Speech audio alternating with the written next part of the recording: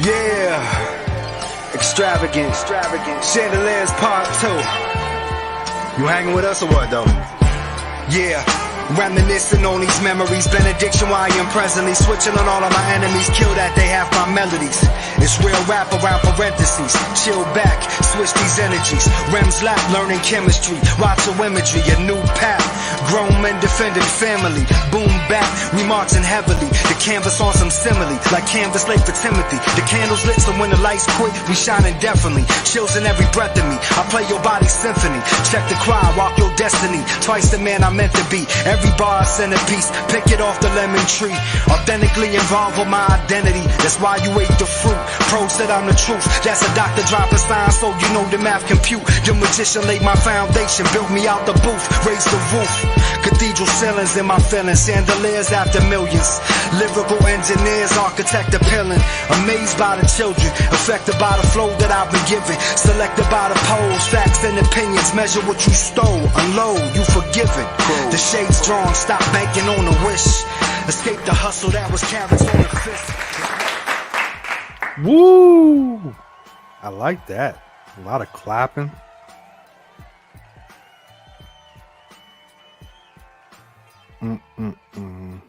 We live, y'all. For whatever reason, we blacked out right now, though. It's all good. We're trying to be back in the building. Yeah, we trying to be. Let's go this way. Yeah. Bam. Yeah. There we are. Kinda. Pro is that soloist. Known to go from assistant to associates. He's known to. Do you know what that line was? And we're gonna get right into the break it down. We're gonna get. You know what that line was? What's that line? A lot of people don't know what that line. So I was an assistant professor at Northeastern. When I moved out here, I became an associate. Right. Known to go from assistant to associate. So that started flowing with Quo because the fitting was so appropriate. Yeah, the fit was appropriate. Yo, trying to use the effect. Yeah. I need that. I need to get that so I can start doing that kind of stuff. Absolutely, man. I'm gonna leave it on for a little bit. Yes, you do. Okay, and what's up, y'all? Mechanic, what's up, brother? What it is? Namaste, I'm from India. Okay, all right. Mechanic. Shout out India. Absolutely. We got Germany. We got India in the building. Yeah. Yo. We got no branding out there right now. You see how it's just a black box right now. It's just Pro Quo. We got a look, we got the hip hop citizens logo up there in the corner, but we just stripped it down for y'all right now. We just came bare bones. Bare bones is right. They're wondering, they're like, you know what they're thinking, Quo? They're thinking, yo, who's the guest tonight? You know who the guest is? It's Pro Quo. It's IB Hood, baby. It's Instant Brotherhood. That's right. That's what I'm all saying. Day. It's I be hood all day. Yeah, I just said, what's up, girl? Yeah, you know what I mean? It's I be hood all day. Ooh, that's coming. Final Fire. That's coming real soon, y'all. That's if you ain't coming. Checked out the YouTube link. Make sure you check that out. Yeah, man. We got that. Some of you may wrongly think that you've already heard a first single from the Pro Quo album. You want to explain, Quo, that they actually have not? Yeah, because that first single was more or less I don't want to call it a buzz record, but I guess that's what we're going to have to call it.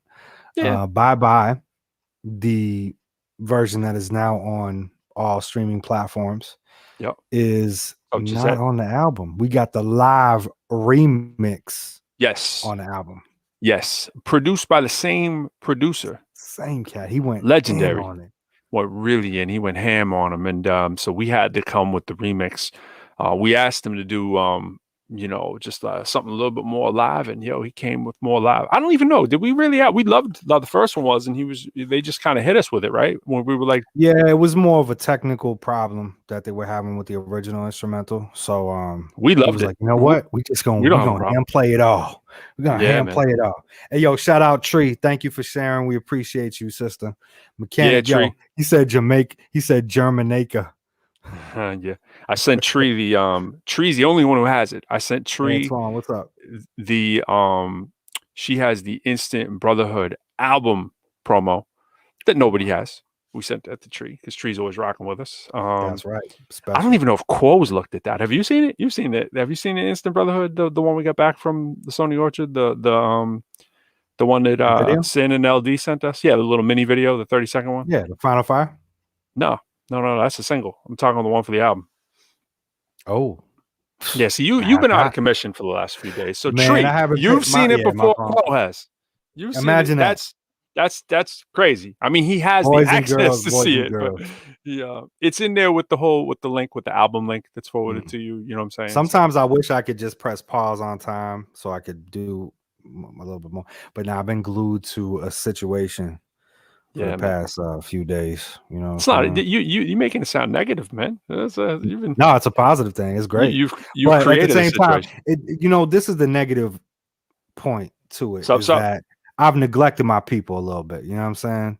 Right. I've neglected my people, but I got my man Pro, who is like balancing all the scales, taking all that stuff. You know, when I'm out the picture, he's in the equation to make sure that it's always summed up. Likewise. Yeah, exactly. We bounce and each in other reverse. out. Yeah, absolutely. Yeah, it's just been grinding on all fronts, man. Grinding on all fronts. That's what we like to say. Assignments.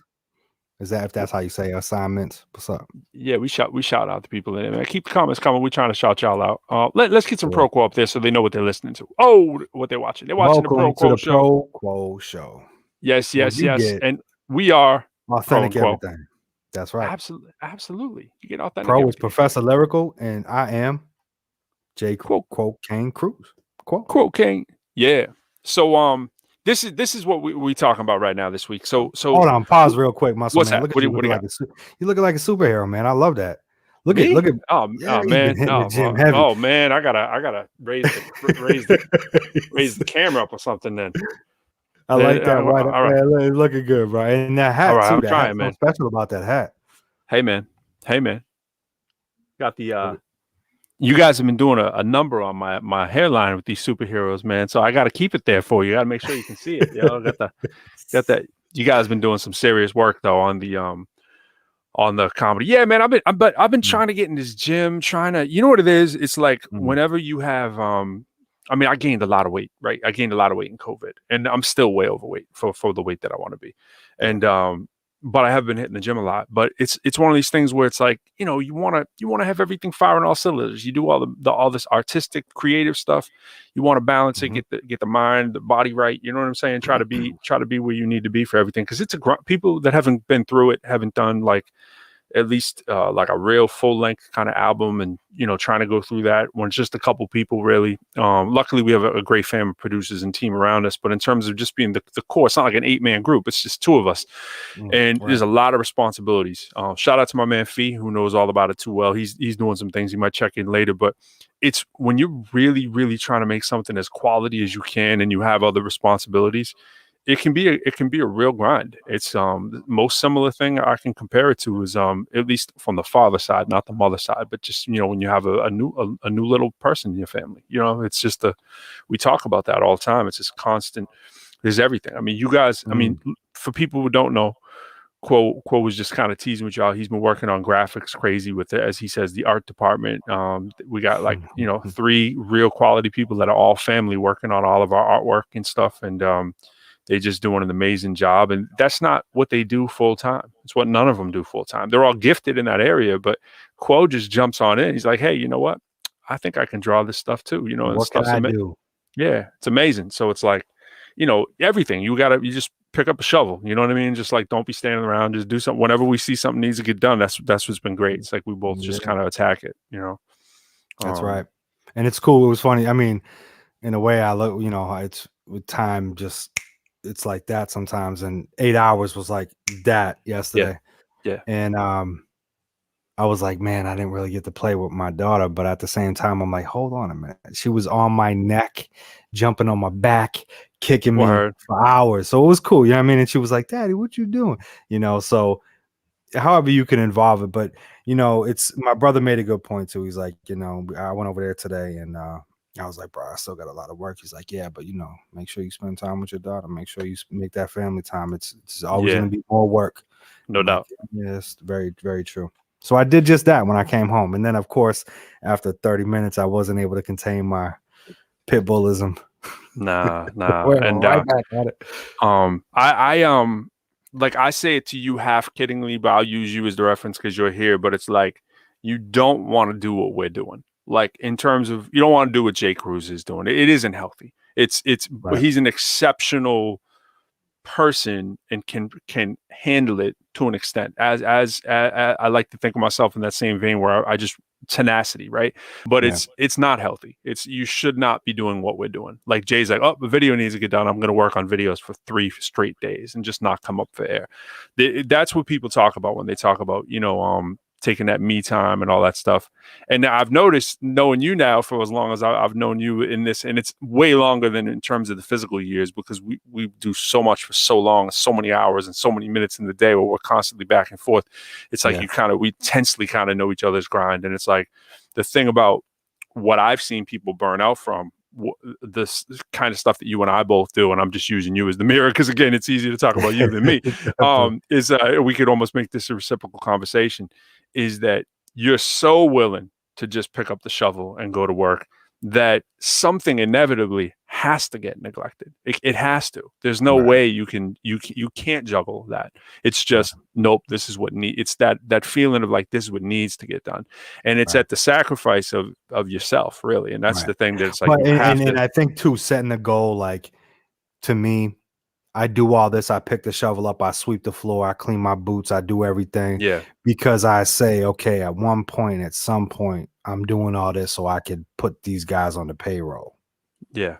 You know what I'm saying? So I could focus on exactly what I want to do. And it's funny because I have a totally different thing about it. And I've always had this. It's never been a function of, when Fee and I started out, our first production company that we started in our bedroom when we were like 16, 17 years old was called Poverty Productions, is because, like, neither of us came from families with money. I didn't really have any, I was always working, I was doing something or whatever, but we were like, we need X, Y, and Z, and it was always out of our means. We never had what we needed, right? And so, jokingly, it was like Poverty Productions. We had a cell phone and a PO box for years and made it look like we were doing bigger things than we were. It was always the hustle from whatever age, right? And you do these things and you're like, okay, I'm going to make it look like I'm there. I'm going to make it look like I'm there.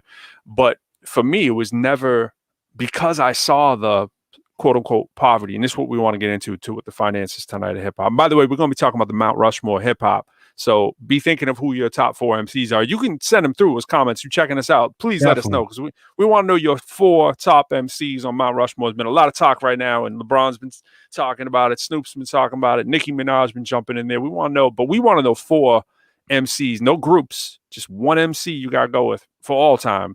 And it's you. It's not who's the best. It's for you. It's like, who's your personal Mount Rushmore? It does, so you don't have to feel the pressure, like, and be like, oh, I have to say whoever, Nas, I have to say. If you ain't feeling Nas like that, don't say it. You ain't feeling Jay like that, don't say it. You ain't feeling Biggie, whoever, Tupac, whatever, just say your, like, honest in your heart, who you want to listen to, Anyway, so there's that, right? But I've never come at it ever from a financial standpoint. I've never said, I can't even think of a time where I've done that, where I've never said, oh, I want to do it because I want to provide for my fam, I want to provide for me, because I've been doing it so long that I've always known that really wasn't a possibility, right? I actually looked at it as like, that's not a feasible business plan. Rapping is not a feasible business plan.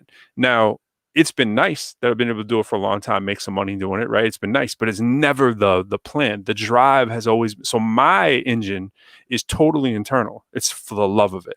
And it's not that I don't want to make money. I do. I want 15 bags. I want to give me as much money as I can possibly make. Yes, of course. Why not? Right. There's nothing better in the world than doing what you love and getting paid for it. Right.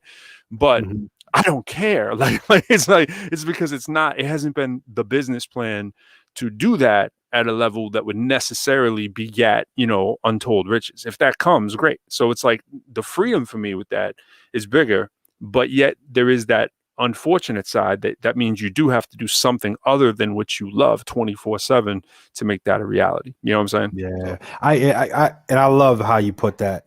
I completely separate art and business now, but didn't have too much success with that growing up. It was like strictly art, Yep. But then when you run into the brick wall enough times, you say, okay, well, what am I doing wrong? For things to change, you got to change. Daz. Right? Yo, wait, hold up, Jay. Hold up. We got a top 4 already from Daz, man. Shout out to DJ Daz One, man. Yeah, what it is, man. Good seeing you. He's a DJ too, so it's DJs. You got respect it. Yeah, right. So his top 4, his personal top 4. I like this top 4, Daz. CL Smooth. You reading it, Jay? To read them off. CL Smooth. Inspector Deck, Black Thought, and Tretch. Who Tretch does not get enough credit.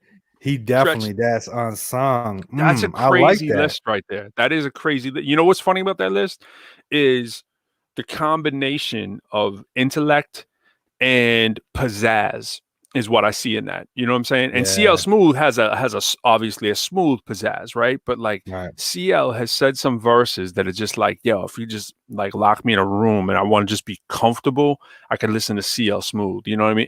And be told a dope story or whatever. CL Smooth, again, another dude who doesn't get nearly enough credit. It's on almost nobody's top 20 list. You know what I'm saying? And he probably should be. You know? That's a good point.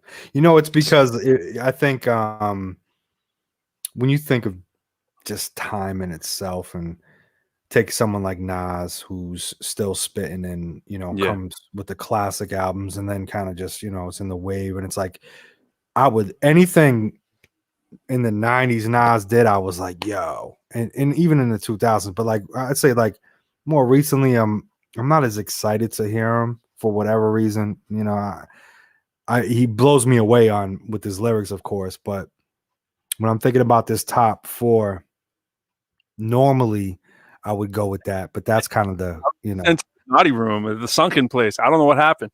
It was just like, boom, I was gone. He disappeared. It's all right. But yeah, bro, that's you want to go with you want to spit these out now? What you want to do? I can't see the comments now. Can you still see them? I can still see them. Well, DJ Daz is the last that I see. Yo, that's crazy. I have no idea what happened. It was just like a time war. Yeah, no, it didn't even crash. It's just like I was gone, you know, and then all the comments are gone for me too. And the rest, no, my computer's fully up. That was weird. I have no idea. Yo, somebody's got to make a comment so I can see what's happening on my side here, man. Somebody say something. I'm gonna put something up there real quick just to be like, look. Yeah. I've never. That was crazy. So I apologize because I see your yo. I apologize because I cut you off with the DJ Daz one. I was so excited by that list, and but yo, I was just so excited, man. I don't know what happened, yo. That's crazy. Who's your top 4? Yeah, man. I was actually getting ready to type my top 4. I picked up my mouse. Maybe that's it. Maybe I hit a button on my mouse or something. Yeah. You know, you gonna type it? You gonna type it and not read it? Yeah, all right. I'll type mine. I'm gonna type mine under. I'll put mine on deck. Oh, so my thing's not even showing now. So that knocked me off. Hold on. So the show, I don't know what that's going to do to the show from my stream. So if anybody's can't see on my stream or something, hop on over to one of our others, tinyurl.com/the Pro Quo Show. That'll put you on the Facebook or Jay's page or the Hip Hop Citizen on Facebook. But yeah, that's crazy. I'm still trying to figure out what's going on over here. So let me type mine. We got to figure out what happened to the Pro Lyrical page because I don't know what happened. And I don't want to put. I'm trying to be outside the box, and I'm just gonna. All right, I'm gonna put it under the Pro Quo Show here. So I'm gonna type it on the Pro Quo Show one. Okay. So here's my. I'm not trying to be out of the box. I'm just saying who mine are. Oh, Tree's saying something strange is going on with the stream. It keeps on freezing after making a comment. Okay. Oh well, sure. Did more than freeze me. Yeah, we're too cold for the internet. I guess that's what's happening. Catching chills with the words. I be hood, yo. What's up? Freedom Corner, the brand. What it is, Antoine. Yo, what it is, brother. So everybody that's listening in, type in we're doing that Mount Rushmore thing with your top 4 MCs of all time. Though we're doing not the 2010. We're doing all time. Your top 4. And who you I'm going to, I'm gonna sidestep because I'm gonna do it a little different for my 4. So here's mine. Wow, I'm excited. I'm excited to see this. So there's mine. I'm not seeing it though. Yeah, you are. Look at the banner. Oh, Kane, AZ, Jay-Z, and Pharaoh Monch. So unsung hero right now, there. I got to give the disclaimer, of course, which I realize you can't do if you're just out there typing in your thing unless you type a big story. But, Nas for me on any given day, Black Thought for me on any given day. You know what I'm saying? It's like so LL. I mean, and truth be told, this gonna probably maybe shock some people. I am a big Nicki Minaj fan. Like, I think Nicki Minaj is ill. Like, yeah, I think you're talking about it. Yeah, definitely. Yeah, she's an incredible MC. So I think, and just the pizzazz she has, whatever. I mean, I'm not putting her in my top, 5 or 6. I mean, I think Lauryn Hill's unbelievable. You know what I'm saying? So I would put Lauryn ahead of her, but Lauryn just doesn't have that body of work. I mean, Nicki's eclipsed what Lauryn's ever done, probably in her like second or third year. You know what I'm saying? So it's like I know everybody wants to throw body of work in there too, but I'm just saying if I know an MC is coming out with a record, I'm instantly checking for it if it's one of those 4 people. No, I'm instantly checking for Nas or whatever too. But there's other people I'm a little slower on the trigger. You know what I'm saying? AZ to me sounds like champagne poured through a flute. You know what I mean? Like, it's just so incredible. I love AZ. And Pharaoh to me is who the aliens would take up to another race of people. I knew you were gonna put Pharaoh, so I didn't put him because he would have been. I love Pharaoh. I'm like a real hardcore Pharaoh fan. Yeah. Oh, Randall said Jay-Z, Nas, Rakim, and Black Thought. Yeah, there's nothing. And then he's saying Pusha T up there and Andre 3000 definitely. Andre, absolutely. I can't. The Pusha T thing for me is a stretch, but actually, a lot of people are going to put in theirs. And Snoop Dogg did this when he was talking about the sort of his East Coast MCs. I don't know if you saw this, but he was like, he started with LL for East Coast MCs. And then he was like, and then I gotta go to Slick Rick. And I was like, I get that. Trendsetter. But he ain't in my top, he's no. He grew on me. I mean, obviously legendary, but yeah, it was more of a he grew on me type thing. Evidence dilated people. Okay. All right. What am I gonna? You want me to send mine? Big L. This is fun. Crazy. This is in the moment now. I mean, I didn't think about. I just type. This is this moment. This is the 2021 moment. This moment, right? You ask me 5 minutes later, it changes most likely. Yeah. But for right now, we're gonna go with the. I gotta wait for it because I'm. Oh, all right. Talib Kweli, Talib, Method Man, Biggie, Drake. I feel that. Yeah. I just typed it on the Pro Show one there for you too. All right. Cool. There you go. I feel that. That's crazy. Talib. I remember what you said about Talib, how he sort of changed your whole game up. Yeah. I'm surprised. I don't see. Wow, there's some people on there I don't see on the J. Cruz list. That's I do not see Prodigy on that list. I know. I didn't want to go with the obvious. Go with because my like the real Naughty by Nature, KRS-One, Lords of the Underground. See, you got to go with one though. Tree, like you'd have to pick like Mr. Funky. You know what I'm saying? Like you have to take. My rule is there's 4 heads. You can't do a whole group or anything like that. Yeah, like, exactly. We made Jago Method Man. You know what I mean? Sean Price, that's dope too. Yo, Daz's list is crazy, man. Oh, he switched it up too, and then he put Wise Intelligent and Brother Jay from the X Clan. Okay, your honorable mentions. Mentions. I like that. Yeah, Wise Intelligent is another one. Fee and I got some Wise Intelligent stories.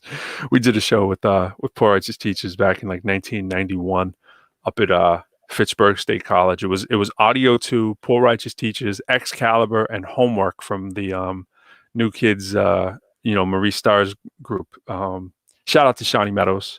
Shout out to all the cats in Homework, man. But anyways, that's crazy. Yo, you saw that I threw the old X-Cal record on the page, man. I threw that. I've never found that record on like YouTube. I finally found some random dude. I'm in that section, yo. You're talking about on the page. You're talking about the page. I'm talking about the last picture. Yeah, I'm still reworking that, but I'm talking about just the post that I found that record. I found we had this record, Twist on Disc, that came out in '89, dog, and the record was made in '87. Shout out to DJ Coolman. You posted that today, right? Was that today? Posted today. Yeah. It's awful. I mean, the record's dope. We were awful. You know what I'm saying? It was we're twisting. It's not the '89 though. That's all good, man. Even when we did it, we were like, everybody was so pressuring us to be like, yo, this is your shot to make it like a radio sounded record. We could put Boston on, Lowell on. Everybody was like, yeah, you got to put Lowell on. And we were like, okay. And they're bringing us to Newberry Sound. And we're like, what is the now sound? And, and the sound, when he made the record was a couple years old. It was very Curtis Blow, Melly Mel kind of like, these are the breaks kind of, and, Africa Bambaataa. Oh man, we got this chat blowing up. Hold up, let's pause this real quick. Check this out. Mechanics saying number 1, Evidence. Yeah. Number 2, Big L. Number 3, M. Dot, my brother from another. Wow. M. Dot. Shout out to M. Dot. Making the Mount Rushmore. Woo! He made the Mount Rushmore, man. And then number 4, Method Man. He was slipping a little bit. Method Man, Redman, Busta Rhymes, High. Yeah, I get that. Yo, but we're gonna put Method Man on that new record, man. That new record he got, that's crazy. What do we got? Freedom Corner, yo. LD saying Scarface, Andre 3000, Yasin Bey. Ooh, I like how he wrote Yasin Bey too. That's respect right there. That's big respect. Absolutely. And it's funny because Andre, he's one of them other ones that changed Outkast really, but Andre to me, like he gets slept on right now because I think Kendrick, in a way, I know he's West Coast, but Kendrick occupies a similar lane. It's that out of the box, willing to do something totally creative and artistic. And Kendrick, I get that Kendrick is sort of a taste kind of thing, but it's really hard to sleep on that dude's skills. It's really I think though the argument to be made as to why I feel like I would choose Andre over is sonically. I would he too. Sounds, but you know what I'm saying? And the thing that Kendrick is just so amazingly gifted with is how he paints an album out. It's painted. It's a portrait. He's got good tracks that are just, I can get the chills just thinking about how he really gets in there and puts everything together. Like, it's funny. I think his biggest tracks are some of the ones that are like I don't know. It's like he has a lot of the mass appeal kind of records, like Kunta Kinte track and stuff like that. I just think of like his biggest things gonna be all right. All those kind of joints. Those are dope, but those aren't the joints. You know what I'm saying? It's the like Black of the Berry joint, bro. Oh dude, my god, I could listen to that all day forever. Yo, that joint he's got about that. What's the joint he has? I never remember the name of his songs. I always feel bad. What's the joint he has? I don't know if you know the one I'm talking about. He's a kid. He's talking about when he's growing up and like what like his parents were saying to him, what his mom was saying to him all the time. She's like, "You're gonna catch a whipping for that. You're gonna get a buck." Oh my god, that one. Oh, story. Yeah. I don't know the name of it. Dog, like someone out there know the one I'm talking about. It's yo when legendary. He has a story joint where he's like a parent and drinking and like he's drunk rapping. Yeah. Oh yeah. Is that the joint? No, it's not. It's not. It kind of. I mean, he's sort of. I know what you're saying. No, he's like Don Juan. Shout out. What's up, brother? What up? Hey Don, we doing the top 4, the monument, the Mount Rushmore, Jay. Mount Rushmore, thank you. Jay's nice already. The Mount Rushmore joint. So top 4, type it in the comments, let us know. You know what people don't realize is that there's a backside to Mount Rushmore. I mean, you should have your back 4 too. Like you can, you can say like who be on the bench, you know what I'm saying? Like who's on your bench for? But the top 4 for me does change. That's just mine. That's not Jay's on the thing. We got to type in Jay's on the banner. That was my top 4. I can maybe edit that. Let me get the Jay one going. Hold on. We got actually, you know what? We're gonna what's up, Gary? Yo, Gary said Doom. Ooh, wow, yeah, that's very relevant right now. Dell, Funky Homo Sapien. Yep. Master Ace and Busta. Dope list. All right, Jay, who was yours again? In real life or for the show? Just come on now. Come on. I know. So now when I typed out, I said Talib. Yep. Meth. Yep. Wow, you don't know. It really wasn't real life. Nah, it wasn't. It was kind of contrived. But I didn't put Nas. See, Nas should have been there, but he wasn't. Biggie and Drake. You didn't have Biggie on there. Yeah, I did. Did you really? Yeah. Talib, really? Meth, Biggie, and Drake. Yeah. All right. Tell me if she's lying. Yeah, I could not put Biggie's got to stay. Biggie is Biggie. All right. I loved Pro, everything he did. Kane, AZ, J, and I'm not saying we're not asking for who's the best MCs in the world. We're just saying who are your top 4, right? Legitimately, like who you're like, yo, like when they come out with something, I'm running to hear that. We know it's Pro and Quo. I mean, we know you know, we appreciate that. But but for who are you listening to in your ear, you know? I'm excited when I'm coming out with something. I'm checking for it. I'm like, yo, that Pro dude, that Quo dude, I'm checking for it. But other than that, man, Drake, you know, I think for me too, I put Drake up there for obvious reasons. That, man, I be vibing with his albums, man. He's lost a lot of street cred there, J. Cruz. I understand, but it's sonics and structure and depth. I love it, man. I be vibing with it. The beat selection, the flow. Like when we talk about, you know, categorizing MCs, you got Pharoah Monch, flow monster. Lauryn Hill, Missy Elliott, MC Light, Queen Latifah, Trey. Ooh, I like the Tree representing for the females, definitely. Facts. Jay-Z, Nas, Rakim, and Black Thought, Randall. That's UNITY. I had the same list: Jay-Z, Nas, Rakim, and Black Thought too. Like they're all in my grouping, you know. But it's like, to me, I'm excited by Pharoah because I think he can do things that no one else does. You know, and Fee and I were having this conversation earlier today. It's like, you know, like when an MC comes out that you know is dope, right? But you know it's going to be the same thing you hear every single time. Like they never switch the subject matter, right? There's groups like that locally and nationally that have sounded the same for 20 years.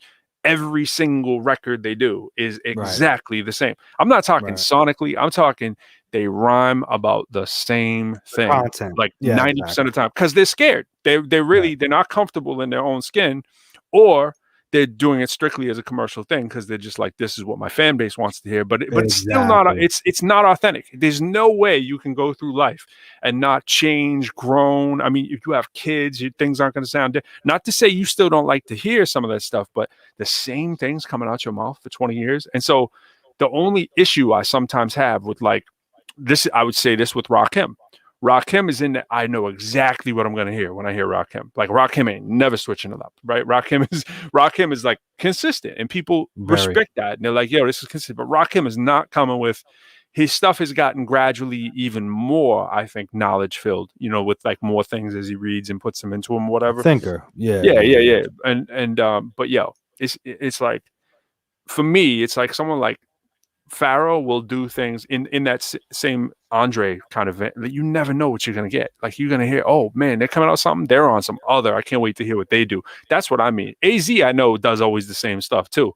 I just love how he does it so much that I'm checking for it. So he's kind of my exception to my list. Yeah. It's all about, you know, sound is the first thing we go after, right? You know? Yeah. So that's why Meth is in my category. I just love the way he sounds. You know, Nas, like the sound, you know, and then lyrical. You could tell who the people that really care for the lyrics. That's how you could tell their list. You know what I mean? Yeah. Like we got AZ is a monster. Randall saying personal top 4: Jay-Z, Pusha T, Jay Electronica, and Nas. Yeah. Jay Electronica. Yeah. Gary saying, yo, the Pro Quo album gonna be on iTunes. Yes, sir. It's gonna be available on all streaming platforms. Yeah, so for those who don't know, shout out to LD who's out there. LD's record label is Freedom Corner. Freedom Corner is a label that is carried by his man Sin. Shout out to Sin. Sin is one with the original deal through Sony Orchard, which Nas is now actually part of the Sony Orchard. So we've talked about this before, but just real quickly. So if you're an artist, there's multiple ways to get your stuff out there these days. The Orchard is just a slight cut above, meaning that you need to be with a label that is carried by the Orchard to be on there. There's plenty of artists who do it, who've done that. It's maybe a slightly smarter move if you're going to put some investment dollars into your project. You'll even see in Nas's press release, you know, he's with Mass Appeal, label that he put money into to start whatever. Mass Appeal is carried on the Sony Orchard family, right? So the same text is in there. You can read it verbatim, like, he will now have access to the Sony Orchard platform of distribution and marketing, blah, blah. That's kind of like their tagline. And it's like, yeah, you have access. What that means is if you're an artist and you're on a Sony Orchard label, which is their independent label, right, through different acquisitions they've made to try to capture that independent vibe for many years, Sony's been like, yo, we got to grab these independents, Sony Red, Sony Orchard, all this stuff, because they could see the way the writing was on the wall, which way the industry is going, right? So they're a major that has their paws in the independent market, and there's just thousands of groups going that route. So that's the way that they do it. But what it means is if you're willing to spend on yourself and invest in yourself, you do have access to the tools that Sony would use to distribute all their regular artists. You know what I'm saying? So it's like an independent can do as much as the independent wants to do. So if you can get your hustle up and get some people around who believe in you, support you, invest in you, yourself included, you can use those dollars and have access to the Sony platforms and the machine. That's basically it. It's no different. It's not going to do anything different than like, you know, DistroKid or TuneCore. Your stuff's still going to be in the same places and all that stuff. Unless you want to tap into those dollars and try to make it be in places maybe you couldn't get into. You know, it's giving yourself some air room to clutter out, you know, move the clutter around and kind of come through if you think you have something that's worth people listening to. So that's it. Right. Yep. Great. That was well said. What do we leave off here? We got I get hyped for Eminem verse every time. That's what Randall said, but is that a bad thing? No, I mean, you know what's funny is I used to get hyped to hear M freestyle. That's when I actually, when he first came out, you know, I was in high school, and I'm like, what is this clown? Like, you know what I mean? Who is this dude? Like, and my brother was really into him, and I kind of just like pushed it to the side, and then I started hearing him on these mixtapes when he's doing these freestyles. Yeah. And I'm like, yo, this dude is insane. And so that shifted me to say, wow, this guy's dope. And then he started doing with that Dre record that he had where he's What's funny is it's funny. I have an album called Infinity, and he has an album that's Infinity something was his first album, which I've never actually heard.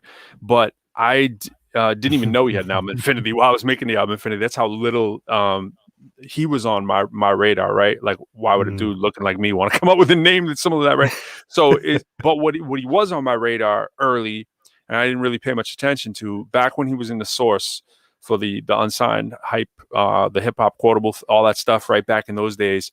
I had heard of him and that big thing with Eminem, like Eminem's, you know what I'm saying? I was like, oh, yeah, I heard about this guy. Because people were already saying to me, there's a battle rapper out that you should hear. Because I was battling all the time, you know? And so people were like, yo, another white rapper who raps fast, you know what I'm saying? Like, that was just kind of like what I was hearing. And he wasn't even rapping really he raps a lot faster now than he was then, but you know, that rat-a-tat-tat kind of style, like this dude you don't want to mess with in a battle kind of thing.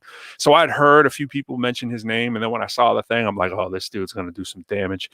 And so I think I might have had a little subliminal haterade going on, because here comes a dude they're going to, you know, try to prop up, you know what I'm saying, and say he's the anointed rapper kind of thing, right? And I'm like, man, I've been battling for like years, you know what I'm saying? Like, so you think I've been in the Source, you know what I'm saying? Like so maybe I like to try to think the mature me thinks that. But when he first dropped, I was checking for his stuff because I was like, yo, he's mad creative. Again, he's outside the box. I was like, yo, this dude is way more creative than I he came in the game saying stuff that no one else was no one was saying, right? Yeah, it reminded me of like DOS Effects, how they did what nobody was doing, and then everybody copied it, right? And then everybody copied it, right? Same thing with Eminem. He comes in, does his thing, everybody copies it, right? Now, sonically, by the time he got to his next record, I couldn't even listen to it. Like, I was just like, this is so, like, kind of what you're saying, like whack on my ears. Not his pen. His pen is elite. There's no question. You know? Yeah, definitely. But it's like monstrous, you know. But the what he was saying, I never even paid attention again. You know what I'm saying? Like, but yeah. So every time he comes out with something that's dope, I'm still like excited as an MC can be. You know, like, yo, that's an elite MC doing something out the box. You know, I like when he gets a little pissed off and he's in a battle thing and he goes and does his thing. And you have to objectively stand back and go, yo, haterism aside, like how much I don't like his voice or whatever. Dude is a problem. And for people who want to be like, oh, he's so washed up. No, dude, he will eat you and everyone you know. And the bottom line is he came into the game and look at what he's created, you know. Right. It's the same as the Drakes and the J. Coles, and people want to, whoever's the non-hyper masculine kind of person that everybody wants to root for. Yo, he's not, whatever, dog, whatever. If we're just talking about MCing, he will kill everyone you know and everyone you've ever met. You know what I'm saying? And especially it's like in that battle rap, man. Yeah. I would love to see you and him go at it though. Nah. He said that. Nah. I would love to see that, bro. I got nothing but accolades, you know, for I mean, nothing but accolades for him. No, I got nothing but respect for his for his ability. It's just not, you know how sonically, like we're talking about who's on your list, it's not my cup of tea. Now, would I do a record with him? Of course, dog. Would I battle him? Of course. Like, why would you not? You know what I'm saying? Like, if someone said, you want to battle him? Sure. You know, that'd be the smartest thing you could do. Look at Homeboy who just battled him there. Wasn't he just won a Billboard award the other night, right?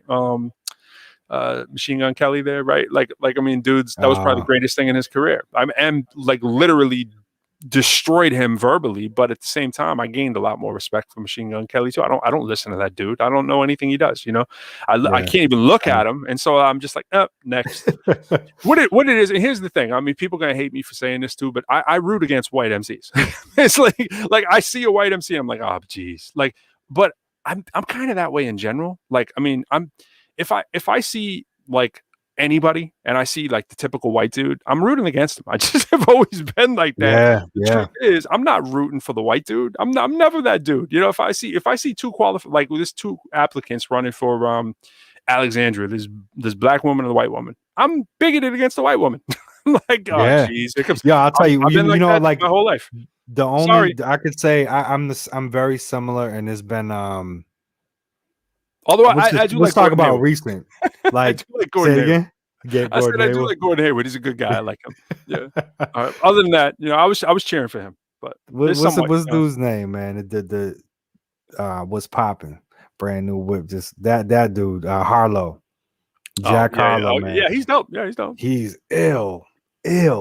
He's one of my favorites. Like out of the. What's the other guy? You know, what's the other white rapper guy? The other guy who's maybe it's him. I'm thinking there's two. They all look alike. What's the other dude who's out right now? He's popping. He's not Jack Harlow. The other dude. G-Eazy. No. This dude's more chill. He's more just like it's not dude around the way. No, he's real nice. He has a thing with a live band out right now. He's rapping. Someone knows who's the white rapper out there who's kind of nice. He's popping all the time. He's been doing this thing for like probably 8 years. He's large. He's getting bigger and bigger and bigger. He's not Jack Harlow. I don't know. He's not in that vein. He maybe a little bit. Someone knows. Tell me what it is. Yeah, and if you comment on my page, it's probably screwed up. But so I'm reading people's comments. Gary said Dickie. Nah, he's funny though. But Dickie, who's the other white rapper, man? What's Jake Harlow look like? Someone's got to show me his picture. He's got long hair, curls and stuff. Yeah, that's the one I thought. No, it's not him. It's the other dude. His name is like Ben or something like that, or I don't know. Yellow Wolf? You're failing me. Nah, he's like a clean cut dude. He looks like the dude who'd be DJing at a bar mitzvah or something. You know, he's black hair. Nah, I don't know. Just you forget about it. He's not a scrubby looking dude. He's not a yellow wolf or any of that kind of stuff. Yeah, he's very clean cut person. I'd say he got that joint out with Chris Brown right now. Nah, he's not like that. It's not that though. Nah. Someone tell me who's the white rapper out that's been out for like years. He's somewhat underground. He's dope lyrically. He's got clever flows. He almost he plays with a live band sometimes. He has a new video out. He's rocking with the live band. I don't know. How do we get in this conversation? I don't know. Me rooting against the white people.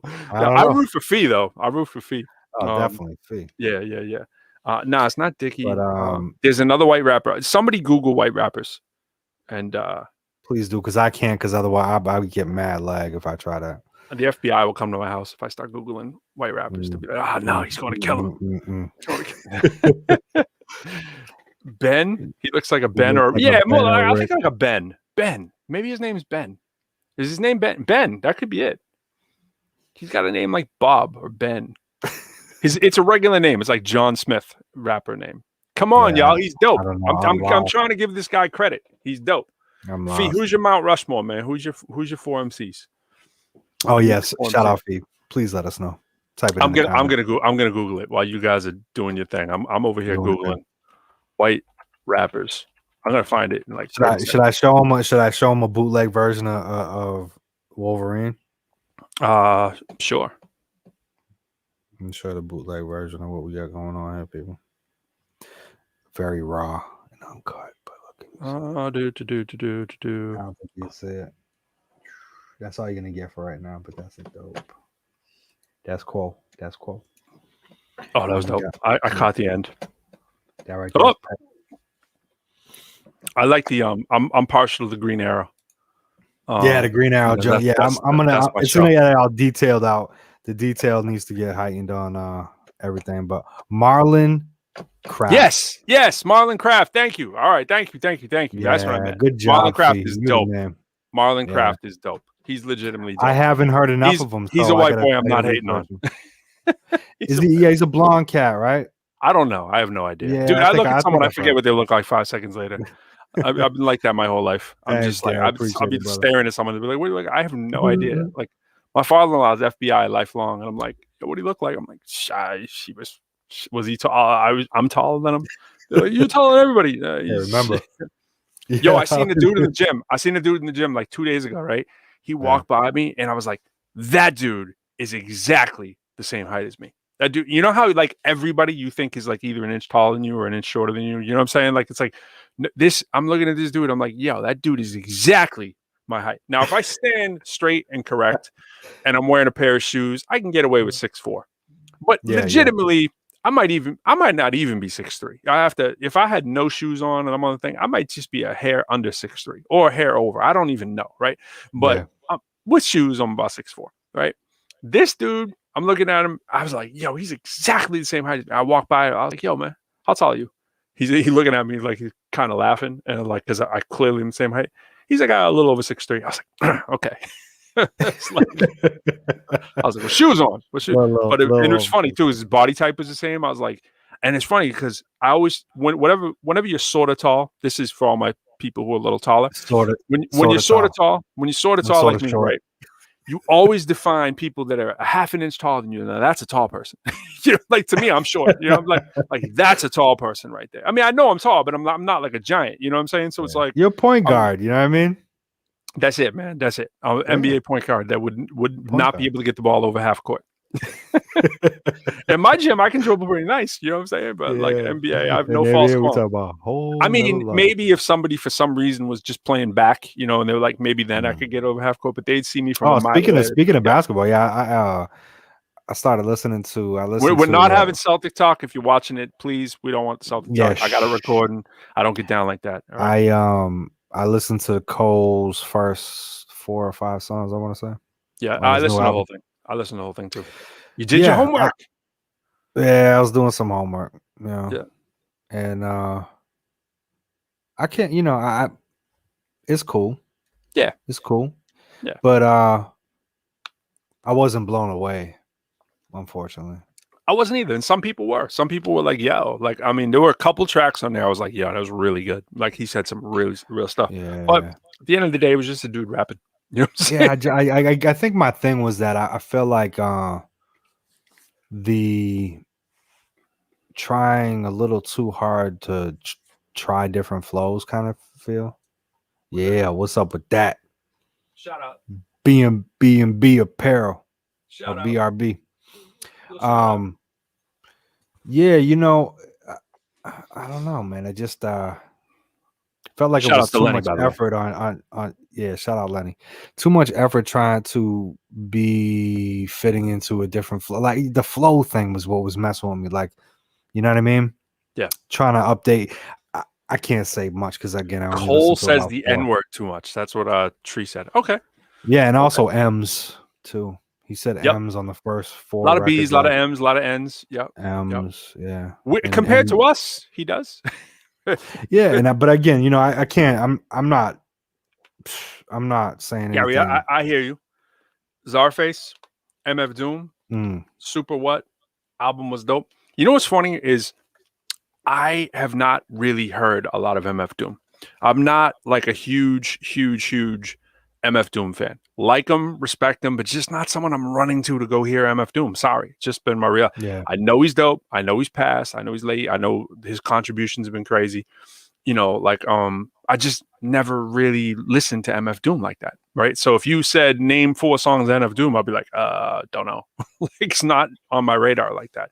Now, I mean, I know his history. I know what he did, whatever. But if I hear him come on, I know it's him. You know what I'm saying? I'm not like duh, but I didn't know songs like that. So we got AB Money in the building. What up, AB Money? What's up, brother? Now you see my top 4 Mount Rushmore. AB Money. You know who I'm coming AB with, right? knows that. Yeah, AB. Yeah. We talking about Mount Rushmore top 4 MCs, but we're not staying to the 10s. We're saying all time. We just put ours up there because ours are right, and we just figured we put the, we wanted the answer key up there. I'm used to doing that in the teaching world. You know what I'm saying? Just want to put the answer key up there. We were just thinking outside the box. I feel like I want to change mine already. There's nothing outside the box about either of anybody who we put there. I mean, the most outside the box thing is I put Pharoah Monch. I mean, there's really no wrong answer. There's really no wrong answers. There's just so many greats out there. Yeah, I mean, the safest 4 that you can say. Let's come up with the safest 4 you can say. Nas. Biggie, Jay, Biggie, and Tupac. I mean, like, that's up there. It's wrong, but doesn't match the key. Doesn't match the key. Not match the key. It's Rakim, it's Nas, it's Jay-Z, and then 4th place is a little hard. You know what I'm saying? It's like I think those 3 are just kind of like boom, and then it's like, Nas. Well, and then the argument would be say people would be LL is hard to not say. You know what I'm saying? I know. It's of all time, it's hard to not say. He's opened massive doors for everybody, and I'm coming for his chest. Jay's like, I gotta start doing my push-ups. Got my LL. Look at that chest, man. Boom, boom. All right. I inspired him drawing all these superhero pictures of him. And you've been showing on my shoulders. Look like that. I gotta come with my shoulder game, man, to match these superhero drawings. Yeah. Trying, man. Trying. But people, we want to definitely thank everybody for tuning in and staying with us throughout this journey of the ProQuo Show. And a lot of cool things are coming in the near future. Yeah, and we hope you tell people about our album, and if you don't like it, that's real cool. Share. If you don't want to share it, that's real cool. We don't care. But no, I speak for me. Share it. LD's out there listening. Like, what is he saying? No, it's like, all right. So let's get into this part of the conversation because we said we're going to talk about the financial part of the hip hop. And so this is what we were talking about earlier. We did a little live. We're walking around on Instagram today. Why don't you play a song before we do that to do a little intermission? All right. What's our song gonna be? Jay needs to put something in his cup. Clearly. Give me a second. Hold on. Let me think about what we haven't really played. I'm gonna say actually, you know what though? All right, hold that thought. But remember what I was gonna do for my break it down. So I was gonna do the break it down. So the song I was gonna use was gonna go with the Green Arrow, and I was gonna do the dive in it and do the break it down on that. I'm cool with that. Now, if you wanted to chime in on the break it down as well, that would work really well. So I got to. So for those of you who haven't seen our break it down, let's make this our break it down. So we'll do the break it down. We're going to play that song in full, and then we'll break it down. But then we're going to get into the financial aspects of hip-hop, and why are some people broke? Why are some people making tons of money? And why are some people maybe chasing the wrong rabbit? That's what we want to talk about. So listen to that. And Fee, Lauren's a beast. All right. Yeah, and Missy Elliott, too, by the way, people. I didn't see her name. Missy. That's because it's the wrong answer. No, I'm saying it doesn't match. It's the wrong answer. She's not on the top 4 list of Mount Rushmore. It's just not. It's incorrect. You know. So here we go. I'm a killer, like the loud, I'm kamikaze. Salute the chief, the click deep like astrology. Rebuke the meek. Totally wasn't ready for that.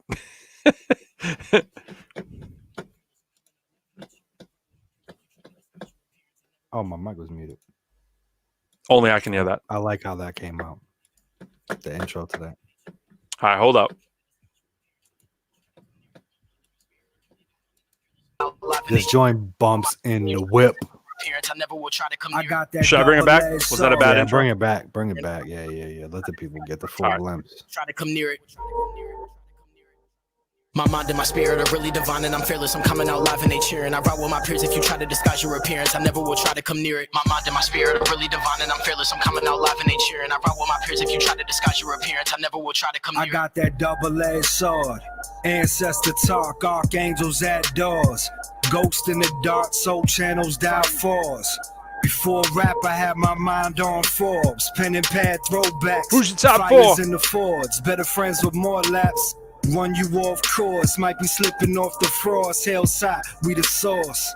Michael with me, that's a Moby type force. Tribal with my homies, got X, no cross. Valuable, you gotta know me. Liable to sink the rollie. Half of me is never holy. The animal is out, instinct still control me. Want the handle on the pout, heads and tails on the pony. Is the hammer coming out? Hanging trophies in the house, playing oldies, checking routes, holding roses in my mouth. No EBTs for groceries, man, and cheeses for the mouse. The example for my seeds, sole provider for my spouse. Spiritual physique, diamonds all over my scouts. Give you 1,000 degrees, build the art, flip the drought. My mind and my spirit are really divine and I'm fearless. I'm coming out live and they cheering. I ride with my peers if you try to disguise your appearance. I never will try to come near it. My mind and my spirit are really divine and I'm fearless. I'm coming out live and they cheering. I ride with my peers if you try to disguise your appearance. I never will try to come near it. I stayed in the trap with boys who was making them racks with nothing but waiting to mask. And I separated from that and lo and behold, everyone put a blade in my back. But I'm not tripping or looking for ways to get even. I sit and I pray for my demons cause everyone who ever thought I would fail is looking for ways they can sneak in and lanes they can be in. And I kindly deny it from you. There's no way a snake could reside in my group. You tried to put tridents in all of my titles and moves. What were you trying to prove? For the sake of simplicity, say I'm divinity. Body not carrying moss like I'm Trinity. Gauntlet infinity. Probably not many be thinking it proffers the perfect identity. Back to the enclave, proofs in the back cave. You can bring a badland down like Fenway. You can bring it back, swing swords like senseis. Everybody got to stand, marvel at the pen game. Cavaliers, this that end game. Hit a snap out of rap that will penetrate. It will accelerate. Pick up your meditate. No one is better with these thoughts I disseminate. On the interstate, and why the bean town. When I'm in a rental on a meta that I freestyle. DC now, Oliver Queen for that green in the hoodie. You Oliver Queens. My mind and my spirit are really divine and I'm fearless. I'm coming out live and they cheering. I ride with my peers if you try to disguise your appearance. I never will try to come near it. My mind and my spirit are really divine and I'm fearless. I'm coming out live and they cheering. I ride with my peers if you try to disguise your appearance. I never will try to come near it. My mind and my spirit are really divine and I'm fearless. I'm coming out live and they cheering. I ride with my peers if you try to disguise your appearance. I never will try to come near it.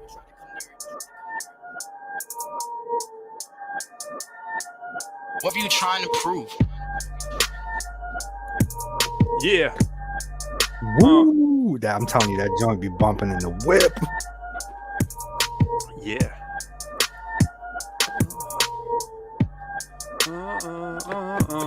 That's something you could just ride out to. Absolutely. I'm not gonna. Shout out Josh Miner, Major League Beats. Shout out to MLB. ATNDO Hendo. Yeah, man. So let's break it down. Break it down. All right. So I'm gonna try to break it down. Let me do it like this. So I don't have the lyrics in front of me. Maybe I should pull them up. Pull them up. Maybe I should pull them up. Is that how we do this? Yeah, pull them up. All right. So let's get the lyrics. Let me think. What's the fastest way to pull these lyrics up on the spot? I think if I go over to that sheet, I might have to share that sheet too.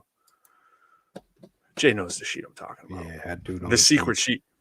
The secret sheet. It is somewhere. Took some work.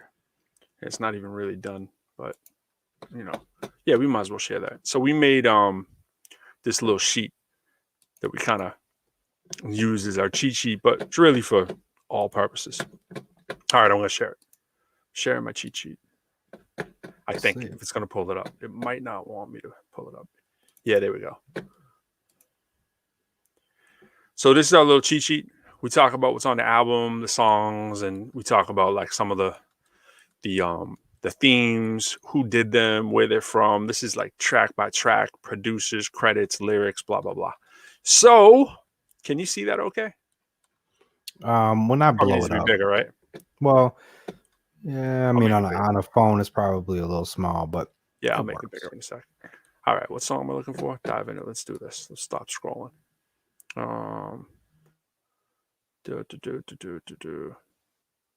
Mount Rushmore. Hey, we say Mount Rushmore on the album. You kidding? We do. Are you kidding me? Actually, I think D Right Way does that. All right.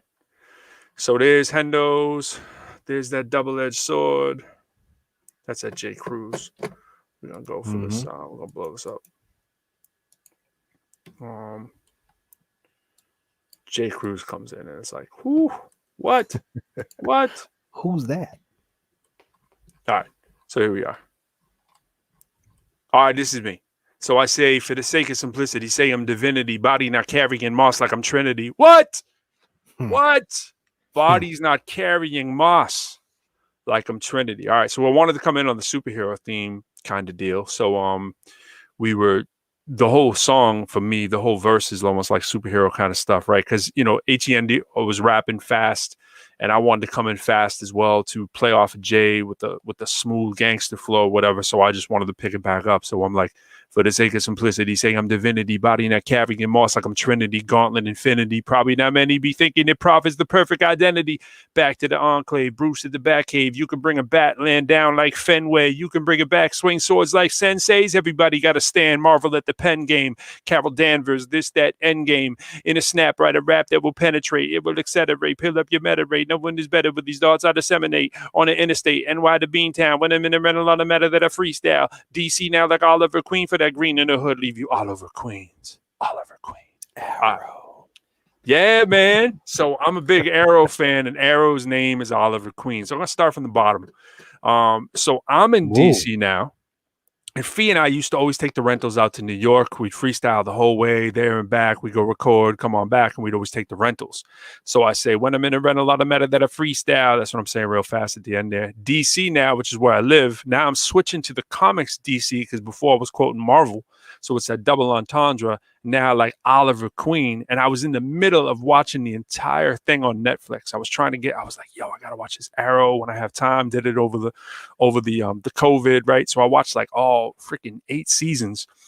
And so I got real into the show. And so his name is Oliver Queen. He's a millionaire stranded on an island. For those of you who don't know the story, he comes back like an assassin, and he's taking out all the bad in his city. And it's a fictional city, but they use Boston as the backdrop in the TV show, which is cool.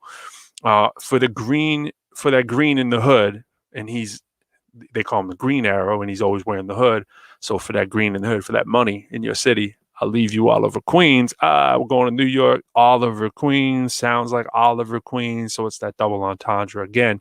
So bringing it back up to the top, for the sake of simplicity, Sam Divinity, body not Carrie-Ann Moss like I'm Trinity. Carrie-Ann Moss does play the role of Trinity in the Matrix. So I'm just saying, ain't no dust on me. I'm not carrying no Moss. You know what I'm saying? So for the sake of simplicity, let's say I'm that L. You know, for the sake of simplicity, say I'm the best there is. Body's not Carrie-Ann Moss like I'm Trinity. Gauntlet, obviously, for those of you who are Marvel fans, you know the gauntlet from Endgame. It's what Thanos had when he does the snap. So the Infinity Gauntlet is what it's actually called. And my album, my first full-length album was called Infinity, spelled that way.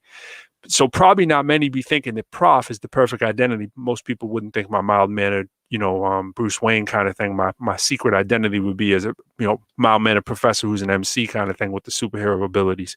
Back to the Enclave, like Bruce in the Batcave. You can bring a bat, land down like Fenway. Fenway's on Lansdowne Street. So if you bring a bat, get it bat, Bruce in the Batcave. Land down like Fenway. You can bring it back, like back in the day, swing swords like Sensei. So that's a shout out to X-Cal. You can bring it back, we're talking about Massachusetts too. You can bring it back to Massachusetts, swing swords like Senseis.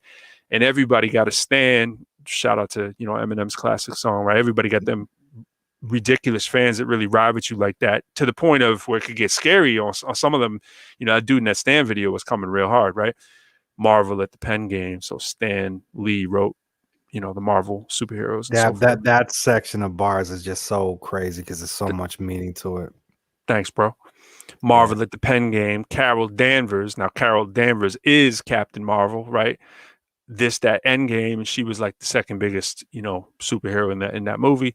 In a snap, obviously they snap. The whole snap is what the whole movie's about. For those of you who know, write a rap that will penetrate, it will accelerate, pull up your meta rate. And meta rate was a rhyme that I used on an album, one of our songs when it was your joint, Jay. I talk about in the Genesis. Before I had the Genesis, I was like, check the meta rate. I was talking about keeping stuff in the glove, check the meta rate. And I didn't get to use that because we didn't go with that song. So I was like, yo, I like that meta rate. I don't even know if that's a real word, but I like that. I want to check my vitals, right? It will accelerate, put up your meta rate. No one is better with these darts I disseminate. And so now I was already starting to think about the Oliver Queen thing. And I was like, yo, he's either shooting the darts, the arrows, all that stuff, right? There's darts in that movie all the time. Like everybody's getting hit with a dart, right?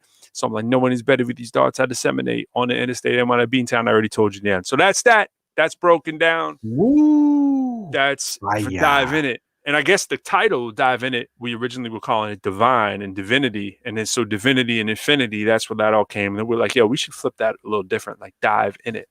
Because we just dive on in it. So that's that. That fire. Break It Down, man. That was our Break It Down section. So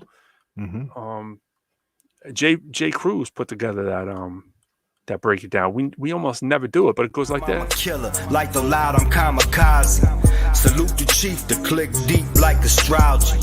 Rebuke the meek. Yeah, man. Pro Quo, you got anything you need to break down? Mr. Yeah, Quo? I think so. So I mean, let's talk about I got that double-edged sword, ancestor talk, archangels at doors, ghost in the dark, soul channels dial fours. What's that all I mean? What does that mean? So double-edged sword is a Bible doctrine metaphor where when I was studying Bible doctrine, my pastor teacher always started off with double-edged sword. Right. And the ancestor talk, just tying it into that, archangels at doors, meaning that, you know, I got my people up in the sky helping me out. Yeah. What's the darts and the forwards and all that stuff, though? Yeah, so darts and so I'm into kind of angel numbers. I don't know if anybody knows about that, but angel numbers are kind of significant for me. And the fours was a reference for Jay-Z. Okay. 4-4. You know what I mean? 444. Yeah, so that's what that reference was.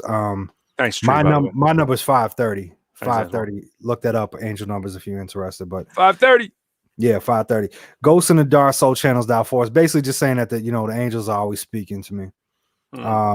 Before rap, I had my mind. That's crazy on a track called "Dive in It," though. That's what's crazy about that. You know that godly stuff's in there. You just don't know exactly what it is you're saying. So yeah, it's like that high level.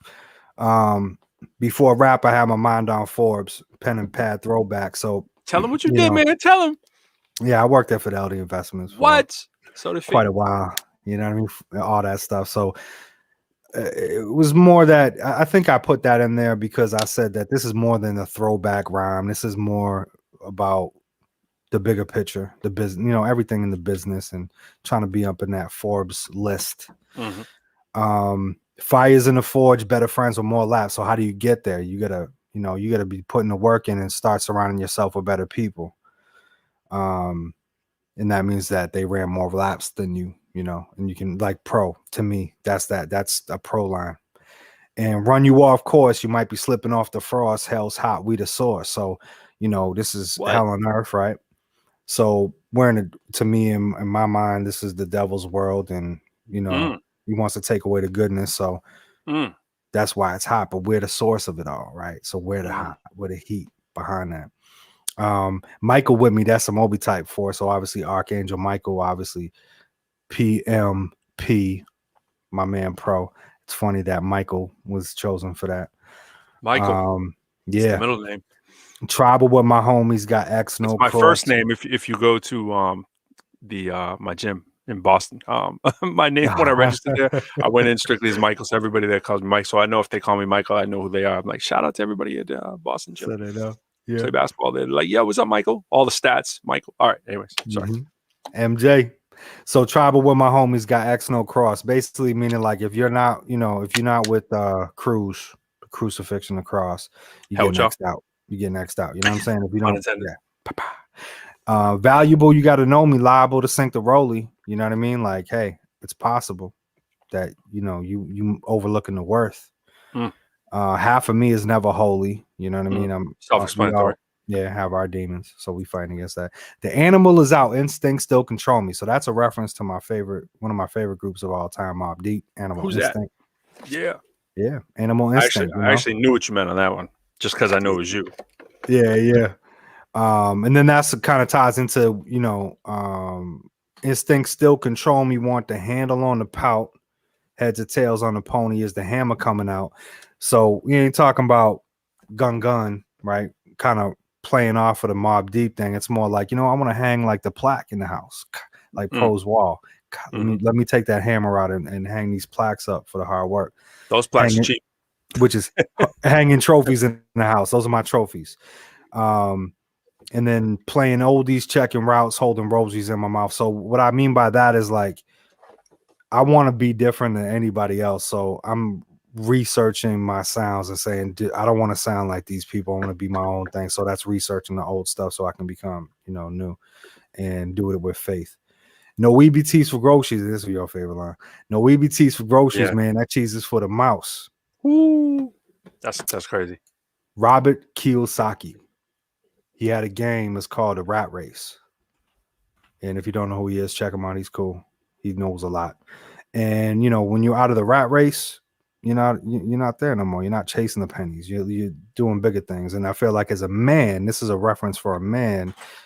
You're going to be doing greater things. Than you don't need that EBT money. What's up, baby? You don't need that EBT money. And if you are, you need to reevaluate and get off of that as quick as possible. Easier said than done. Much, yeah. And then that ties into I'm the example for my seed, sole provider for my spouse, and I put soul. Wait a second. Oh, okay. That's how you get out of that. I'm like, yo, man, come on now. Y'all doing the same job. Soul provider. I see what you did. Soul provider, not soul provider for my spouse. And that's why I say spiritual physique in the next line. Diamonds all over my scouts. So that line just basically means that whoever's messing with me, like, I want to make sure that you get the diamonds when I get them. Like, I want to share that wealth and give you 1,000 degrees. Who's 1,000? Craig Mack. 1,000 degrees, right? Built the ark, flipped the drought. So that's just like, the Armageddon kind of coming. It's the reset, and that ties into 530, which is the angel number. I don't have to say the 530, but that last line is tying to the beginning of it all to say 530, which in angel numbers is like the reset. It's like the Armageddon. It's like the new rebirth. And actually, let me go off real quick on a tangent on that 530. So I got turned on. You making toast over there? Did the toast just pop up? No, that's Shorty. Shorty's doing stuff. She's all right. I was like, you reached over and I was like, yo, you making toast, man? Come on, let us all have a slice.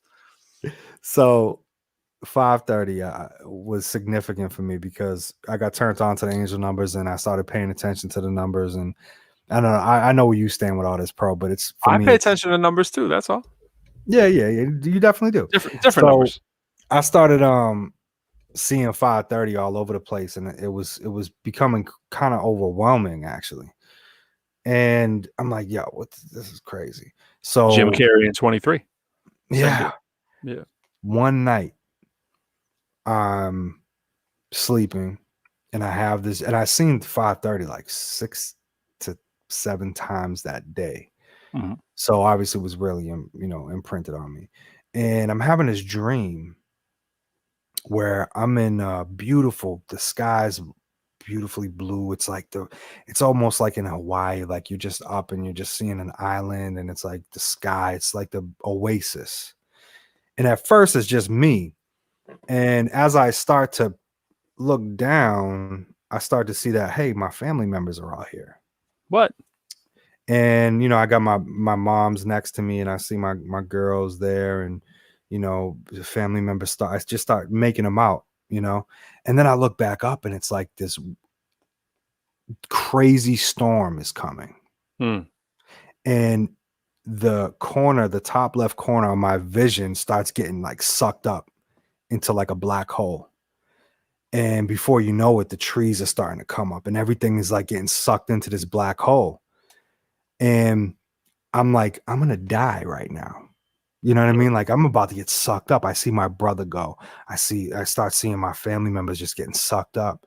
And right before I wake up from this nightmare, the clouds had 530 in it, right? I wake up and I'm like sweating, like in tears, because my family, I was like, it was so real. And I'm like, man, this is crazy. 530. I look over, it's 5:30 a.m. What? Yeah, bro, it was great. I called my mom at 5:30 in the morning to tell her, I'm like, Ma, yo, I'm going crazy. This 5:30 keeps. So every day is every day 5:30 a problem for you? Or is it a good thing or a bad thing? No, it's a good thing because that was the beginning of everything that followed suit, which was a bunch of other numbers, but it was like the beginning of that. It was like I just learned about this. 5:30 kept popping up, and then it was like, boom. That was the moment that it all shifted for me.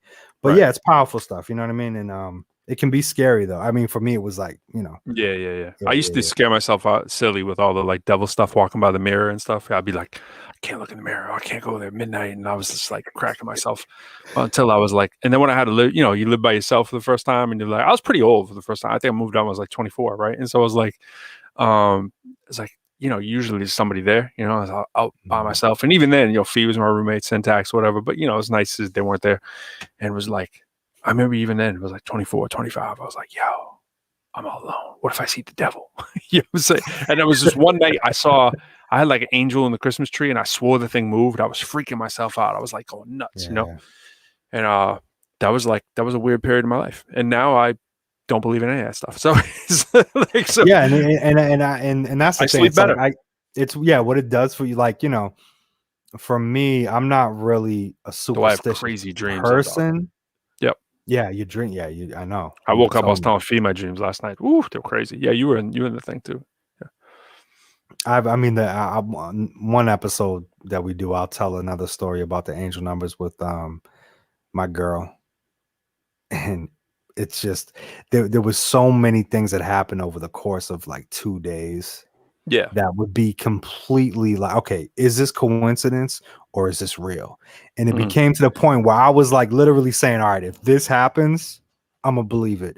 And every time I did that, it would happen, and I would still not believe it. I'm like, nah. You know what's a crazy thing? This is the one I was talking about this morning, right? On this, and I know we weren't planning on going into the dream talk, but it's crazy. So lately, when I'm real tired, right, I can lay down and just be like real still, and I'll just start to hear in my head, almost like a schizophrenic. I start to hear the voices, phrases, really, that you hear all the time from people you know. Like I could hear your voice saying something common you'd say. And it's funny because, I do impressions, right? And you always think of like, what's the tagline that person says with the Kermit the Frog? It's like, hi ho, Kermit the Frog, right? That's the thing Kermit says, right? And it was like Johnny Most of the Southeast would be like, unbelievable. They'd be like back in the day, like, it was act, so Johnny Most used to say like that, right?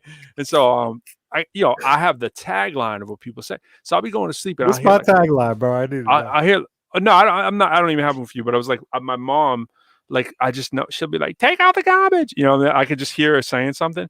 And so I can hear it so vividly. And then all of a sudden I can hear everybody's. They're just coming fast.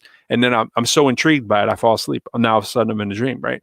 And so it's crazy though, because it now has me thinking about the stream of consciousness that we all have, of all these things that are popping through your head all day. And it's until the noise is out that you have a chance to let them play out, and you can start, and I start to hear it. And I'm like, what would my mom say right now? And all of a sudden I can hear a voice, right? And then you can hear like, what would, and I could think of you, and you'd probably be like, yo, Pro, like that's probably the first thing I would think, and, but I can hear it exactly as you say it. I mean, it's like, but I'm saying, okay, is it because I do impressions and I'm good at hearing, what I'm saying, and manifesting what someone else says? Or am I really hearing, what their voice would sound like? Yeah. Is it like running through my head on, sorry, my battery's about to die here. We don't want that to happen. That would be bad for the show. That would be very bad. Well, I did the other day kind of the Einstein thing where I was getting stumped on the video, and I was like, let me just rest my head. I was on my couch. I laid down, went into that middle state where it was like you're almost asleep and you're not, but I made sure I stayed awake. Yeah. And within 15 minutes, ideas started popping up, and there you go, resolve. I came up with that idea with the comic deal, and I'm like, wait a minute, I can do that. You know what I mean? Yeah, man. And then you off. Yeah. So sometimes, we don't, there's so much mystery in life, and there is. We don't know what's right. We do though. Here's my thing. I will get into the finance thing too. Here's what we do. This is classic in philosophy, right? People try to come up with a reason for why things are, and then that reason makes things so difficult to explain. Like, okay, if that's what's going on, try to explain how that happened. Like, if God is controlling the universe, where the hell did God come from? Like, that's such a difficult concept to start to say, like, okay, if there is one divine being, where did that divine being get all this superpower from? It doesn't make sense. You say it perfectly, and he prays. Yeah.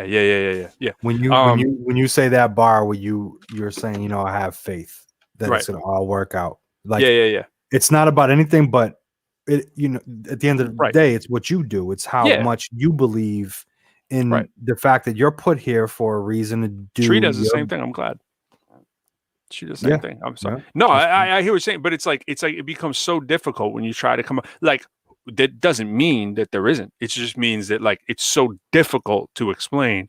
And then people try to say, well, this is because, and then what they'll do is they'll cite 30 things in whatever religious book that they believe has to be no, dog, that has nothing to do with the origin of life itself. Like, certainly, like, no matter what you believe, when you think about whatever religion you believe or whatever, the answers you're getting from whatever book that is do not address rationally how the start of the universe, the origin of the earth was not, there was a man and there was a woman, and it's silly. It's just, it's childish, right?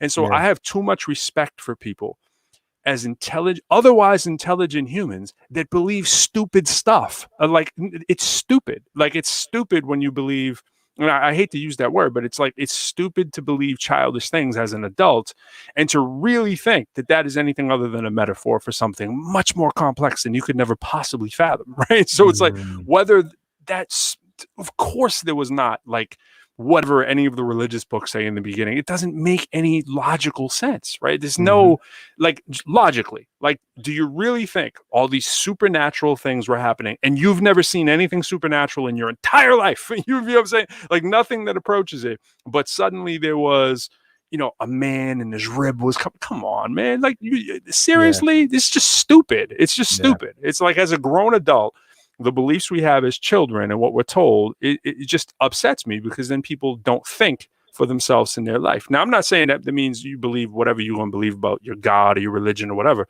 but it's like, please don't literally believe that a man-made book was not bastardized by the thousands of bastards who touched that book. Come on now. Like, what would make you want to believe that? And what it is for a lot of people, it seems to be their belief is so strong that to change it would be an insult to them. And to me, it's just the opposite. I've flipped everything on the thing, because I'm like, finally come out of it, I'm like, oh my God, I really thought the devil was going to be in the mirror in my house. How freaking stupid is that? Where's the devil live? Where's he chilling right now? Tell me, the biggest trick the devil of world is that he's no, the devil doesn't exist, because it's a stupid concept. It's like good and evil. There's no bastion of, there's no like big red man who thinks that. And I don't think a lot of people necessarily believe that. They'll just, you ask them head up, you say, yo, do you believe in the devil? Nah, they believe in the idea of there are demonic things. I totally believe that. There's totally people out there. The devil is equal to Kermit the Frog, right? Yeah, that's like Kermit the Frog being real. That's right. It's like yo, does a devil live in the earth? Is he like chilling inside of it, going ha ha ha with a pitchfork? It's like, come on, man. It's full of, life is full of metaphors, man. That's it. That's it. And for things we don't understand. Yeah, it's to me, it's all energies. It's all law of attraction. It's all what you put out, what you get back, kind of thing. And I definitely believe that there are supernatural powers that exist in our lives that I don't know how it works, but right. You're not aware of what it is. Absolutely. Yeah, I don't understand. And to me, to explain it away with, well, here it is, and then they get real specific and go, oh, you didn't know that it doesn't matter what book it is, whether it's Bhagavad Gita or whatever it is you're reading. It's just like, okay, there's 18-headed cows and things. It's like, come on, dude, that's what it is. Like, and people are sure. They're like, yo, this is what it is. It's like, come on, dude. It's like, just as simple. Do as much. I find fulfillment in, as an example, and then we move on to the topic we're to talk about. But I'm driving the other day, and we're pulling into take a right into our apartment complex, and there's two cars blocking our situation. Ooh. Now, my girl's really she's I like how you said that. Our situation. Reactive. Yeah, our situation of getting your girl's reactive. That's a nice way to say she's argumentative. Is that what you meant? She's prone to jump off. Is roll rage type. You know what I'm saying? But what you're saying is by comparison, you're not though. Jay is calm, cool, completely right. I love to see that. Okay. If it was her driving, she would have been shouting and hooting and hollering for them people to move, but I didn't. I just drove a little bit more up around the basketball court. You know where I live. So anyway, I drove 20 seconds extra because I knew I could attract him in. I knew I could do it. All right, there you go. What up, Fly? Yo, what's up, family? What's up? So, I she's hooting. I'm like, babe, it's all good. You know what I mean? And then I'm explaining to her. I said, look, I don't want to, like, in my situation, if I would have acted like her, right? and I would have blown my steam at this person. I Is she would have got listening right upset. Yeah, it's all good. She knows she understands the whole MO. She gets it. We're on the same page, and she enjoys it because we yin and yang, you know. But I said, baby, if I say something and I get popped off and I start getting heated, I'm gonna be pissed off for 3 hours, and I can't afford to be pissed off because I don't calm down immediately. I can't afford that. So I'm gonna take 20 seconds to go a little bit longer to get to my driveway instead of trying to deal with these people that have no respect to block. You know what I mean? Nah, it's not worth it. You know, anytime I can avoid any type of energy that's negative inside of my anatomy, I'm avoiding it. You're a better person than most of us. That's all. That's well, it takes wisdom right there, brother. It took a lot of the opposite, where it was like forced into situations where I had to feel that so much all the time, every day. That overt kind of stuff is like, I agree with you. Like when I see someone overtly is doing something that's like ignorant, right? And it could be like trying to press my buttons, but it's when I see people who aren't doing it overtly when it really gets in my craw, right? It's like when someone's doing, and I'm like, that's just some ignorant stuff right there. Like you don't see that, you know, it's like something like that is blatant. I'm like, all right, I'm not gonna, you trying to lure me in, right? But it's like when someone's like cuts you in line kind of thing, and they just work like white people do when you're in the bank. You know what I'm saying? It's like they're always gonna cut you off, right? You know what I'm saying? It's just like not noticing you're there, whatever. It's just like that stuff. It's like, yo, you didn't see me like right here. You know what I'm saying? You're just like stepping on my shoes, that kind of stuff. But not to the point where I want to go to fisticuffs over it. But it's just like, yo, seriously, that's the stuff that'll make me speak. I'll be like, seriously, dude? You know? Oh yeah, yo, I got pissed off. What up, Fly? Heavily, I know. Man, I'm gonna finish this last thing, and then we gonna talk Fly real quick.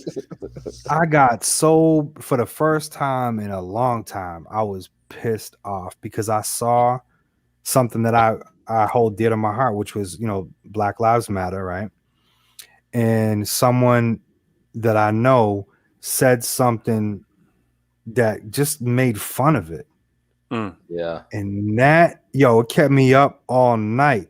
I wrote a post on Facebook. I don't write stuff. I was like, I gotta say something right now. I hope this person sees this so they can shut up. I saw you write something like that. Okay. You know what I mean? I said, basically, I was saying, don't piss on our tree. When you don't know nothing about it, you haven't tasted the fruit off of that tree. Go piss on your own tree. Get out my yard. Oh yeah, you just recently did a repost. Yeah, you did it a couple days ago. Yeah, like it really it aggravated. But then as soon as I did that and I thought you were a ghostwriter or something. I was like, that don't sound like yeah, that doesn't sound like, you know. Maybe Shen got it off my chest, and I did it. The only person I read it to was Shen. The next day, I said, "Babe, I got to tell you, I just want to read this to you because, you know, did I do it right? Like I had a lot to say and I try to condense it, but yeah, that's the one thing that." That is the one thing that's like punching me in the face. Yeah. When I any type of racism is around me, I get really, really, really agitated with that stuff. I get infuriated, but I'm so used to it. It's like I'm so like I never have like somebody come up to me and be like, this is funny. I've never ever been in a circle where somebody's like overtly like, yo, I can't stand these blah blah blah. Like I've never had that happen, right? Right. But I've had the almost like the dry snitch kind of stuff, like that really reveals what they're really thinking, kind of thing, where they're like trying to see if it's a safe place to say it. That's what'll get me. Like you'll hear someone like they'll try to pop a joke and they're kind of checking the barometer, right, to see what the room is. That exactly, man. And it's like I would never utter that joke. You know what I'm saying? Like there's no. And I'm like, okay, let me go. It doesn't live. It doesn't. It doesn't live here. And it's like that one. It's that black. I call it black rice. You know what I mean? I told you about that before. Black rice. Put it in the room. Yeah. You know what I mean? It's funny because people will think that they're fine.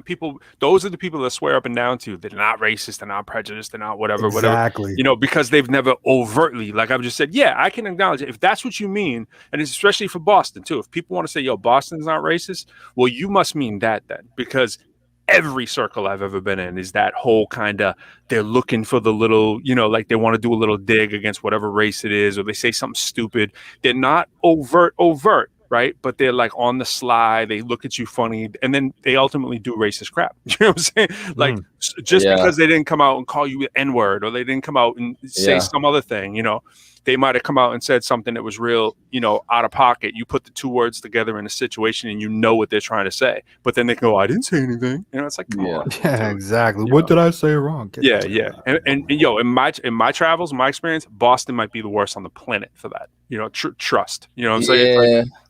It's like, I love Boston, but that's the truth of those kind of people that exist. You know, I don't think I've really just experienced too often, just like you said, just like blatant racism, especially being in Mississippi. But I'm kind of like, it takes a lot, man, to really get me out of my space. And for me, I'm not really, you know what, this makes it even sound crazy. And I don't speak for a culture or a race of people. I'm just speaking for myself, right? And so I certainly don't either. for me, I don't like white people. No, just I mean, because like I got issues with my family, my friends. You feel what I'm saying? And that's really like my whole perspective, right? Because I have people of other races that I'm like, we like brothers, right? I have people of my own culture that like I want nothing to do with, right? Nothing to do. Exactly. So for me, there's a general level of just plain prejudice that exists throughout humanity. Absolutely. I believe I believe racism is taught. And so, because I got homies. Yeah, I mean, I got homies from the hood, man. That's white, and we like brothers. You feel what I'm saying? Because we came up together. Yeah, we saw the same things. We did the same things. And we've seen a lot of just side posts, Instagram, whatever, where you got two kids of the opposite race. They grow up with each other. They hug, and they don't know the difference, right? So it lets you know that genuinely, internally, we know how to be good people. The things that we learn and dislike, it's like the lady next door that you didn't like because your mama was always talking about it, but you know nothing about this lady. You know what I'm saying? Yeah. And so for me, it's just like, man, look, if you really don't like me, I really don't care. Like, just don't be fake about it. Exactly. You feel what I'm saying? Like, I can be cool with the fact that we just don't see eye to eye on certain things, or you just don't agree with me, and we just kind of like we cool about it. Yeah. It ain't no big deal. But like you said, when you blatant and you just ignorant about it, that bothers me. Yeah. Yeah, this is different. Like I don't believe with YouTube what you believe about the devil. Ha ha. No. I have never shared what I know. I'm putting words in your mouth. I'm putting words in your mouth. But you're probably right, though. I'm probably right. Yeah. Because I am probably right. No, watch out now, bro. Yeah. I was but even before that, where I really wanted to get to, and we haven't got to, we wanted to get back to the whole financial thing. And so let's talk about that. We're talking about this, Fly. We were talking about, Jay and I were talking about this a little bit on Instagram, a little bit before, and talking about, people chasing the streams, right? People chasing them stream dollars. Right. People are chasing when we talk about artists specifically, right? Artists trying to figure out, hey, where's the revenue? We can't sell CDs. It's nothing tangible, right? We got to sell shirts, or we have to get streams, right? Right. But it feels like people miss the elephant in the room that show money, right? Is there, right? Always. It hasn't changed, and it's gonna come in boatloads, and it's gonna be everybody like White and Rice trying to run for that money, right? When the shows come back in full. It's going to be Crab City, right? Everybody's going to be like, yo, but I'm first. Exactly, right? And the supply and demand thing is going to be there. It's like, it's going to be for a while, it's going to be an artist market, and it's usually a promoter's market, right? But it's going to be an artist market because there's not going to be enough artists immediately. They're ready on their thing to keep up with the demand, right? And if things open at the right time in the fall, which I think they will, the college money is, it's there. You know what I'm saying? It's there. It's ready for the taking. And I feel like people don't look at it. And so my thing is like, why? And so we were talking about Nas earlier and saying, Nas just signed this Sony Orchard deal, right? And all of us doing the Sony Orchard kind of stuff. And it's like, what does that mean for us? Is that a good look? Right. And I was also talking about how Sony Orchard, you might have heard at the beginning, I don't know when you checked in, but we were talking about it is kind of what you make it, right? You got to put in those marketing dollars to make those marketing machine work for you. Yeah, exactly. Right? So Nas, you think about this, Nas is doing the Sony Orchard thing. The end of the day, That's a step down from when he was doing all his, Columbia stuff or whatever, his major label stuff, right? So he was teeter-tottering on broke multiple times, right? He had the bankruptcy stuff, he had the child support problem, crazy, the tax evasion stuff. Now, if that dude can't make money or can't control the budget, it makes you say, who can, right? And it's like, are we looking in the wrong directions? Why rappers are going broke? If it wasn't for him making these financial decisions that worked out in his favor as an investor, Nas wouldn't be singing that song right now. Literally, he wouldn't be making that song with Jay-Z about, he's the new cryptocurrency guy, and he invested. He took my spot. Hey, I had crypto in my bars before him, though. All right. But I'm saying, no, I mean, like, dude is, he's out there, he's investing in pharmaceuticals. His 50 got his thing with the vitamin water. He capped off on that. And then you see 50's broke, right? Now 50 living in excess, right? And Nas, maybe you could say he's living in some excess too. 50 broke? Well, 50 was when the case came up too. It was, again, when child support will child support and taxes are the things. Like, people don't want to pay taxes. I mean, Fat Joe was an ounce away from broke. He's been multiple times having to pay 1.9 million, 2 point, whatever the numbers are. They were crazy, millions, right? The laundry list of broke rappers is insane. Yet every time we sit into this generation, we go, yeah, but blah, blah, blah has to be rich, right? And then you come out and you find out, no, they're broke. They're all broke. And it's been my experience since I first got into hip hop that everybody's broke unless they do movies and go on to make business deals. That's why when you broke, you start off doing your taxes. Learn your expenses. File. If you do a show, you do this, start keeping receipts, like save your gas receipts, start learning how to do it when it's small. So when it's big, it's not like Wesley Snipes. But I still feel like streams are just another way still of the major, whoever's at the end of the food chain, right? It's major labels, man, because they already done it. It's no different than when you go and you look at any small brand or franchisee. You go back far enough, like Lever 2000, what is a bar? So there's some large brand like Unilever at the back end that's already bought into. They're doing the same thing with the streaming platform. There's some major labels, or since we mentioned crypto, there's a lot of major Visa credit card processors that's invested in cryptocurrency. Right. They're gonna find their way into it. So there's some large company that's behind the distribution. The same thing happened with the merger, with the change in music when it went to hip hop. Yep. They saw the potential, and so those major labels started making the adjustments so they can monetize and profit off of it on the front end. This is the cycle, and they're going to continue. It's like, why do you think we still pumping gas? Because those companies have not got their hands in enough of this electric. They making the change. Yeah, right. They are, but they wanted to make sure that they get that full swing, so there's no impact, right? It's like, because reality is that should have happened day one. Like when Gore was talking about it, these things should have been already happening, right? But this is the system. You can't do nothing about it. Bro. Crazy money. Or the big cigarette tobacco companies invested in vaping. Yep. And nicotine patches and all that kind of stuff. They know there's gonna be a market for it.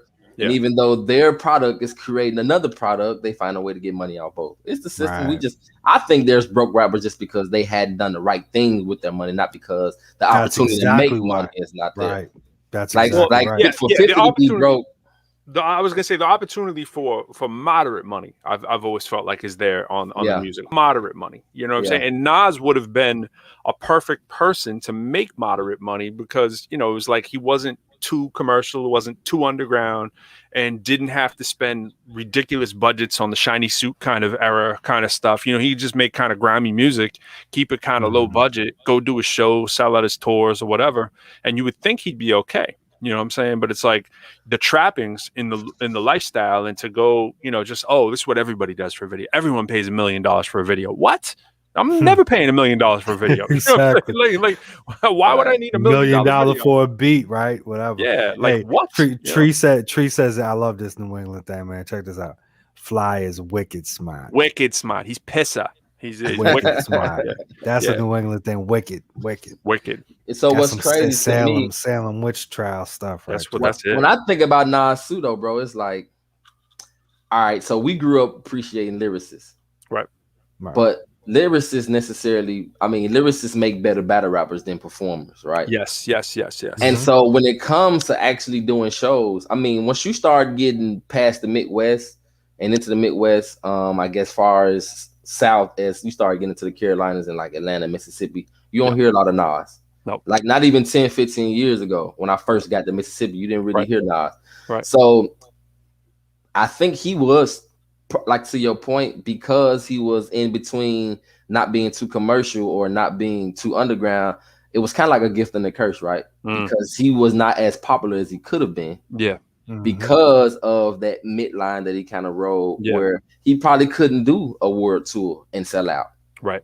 Like Jay had, we know when Jay came out, but we know when Jay first came out, he was super lyrical and he started to go commercial. And because of that, bam, became world famous. But Nas could do a Rock the Bells, and like I saw him at Rock the Bells. Was it Rock the Bells? One of these tours I saw him at, and it was it's 5,000 people, packed. Yeah. You know what I'm saying? Absolutely. Like, I mean, that 5,000, I mean, he can do bigger than that, but I'm saying 5,000, he could do 5,000 for the rest of his life. You know what I'm saying? You would think, like, how can that be a losing thing unless you're spending too much money on that? Too much money. I would invest. If I'm Nas and I got that kind of status, man, if I can consistently sell out $10,000, 10,000 seats, man, I'm getting in on the front end. I'm investing my own money. I think he did. I think that's exactly what he did. But I'm saying that's how it turned out well for him. Man, that Queens Project stuff, I've looked at a list of things that they're invested in, man. It's a lot of those pharmaceutical companies. They made some heavy pharmaceuticals. It was one of the big time streaming platforms.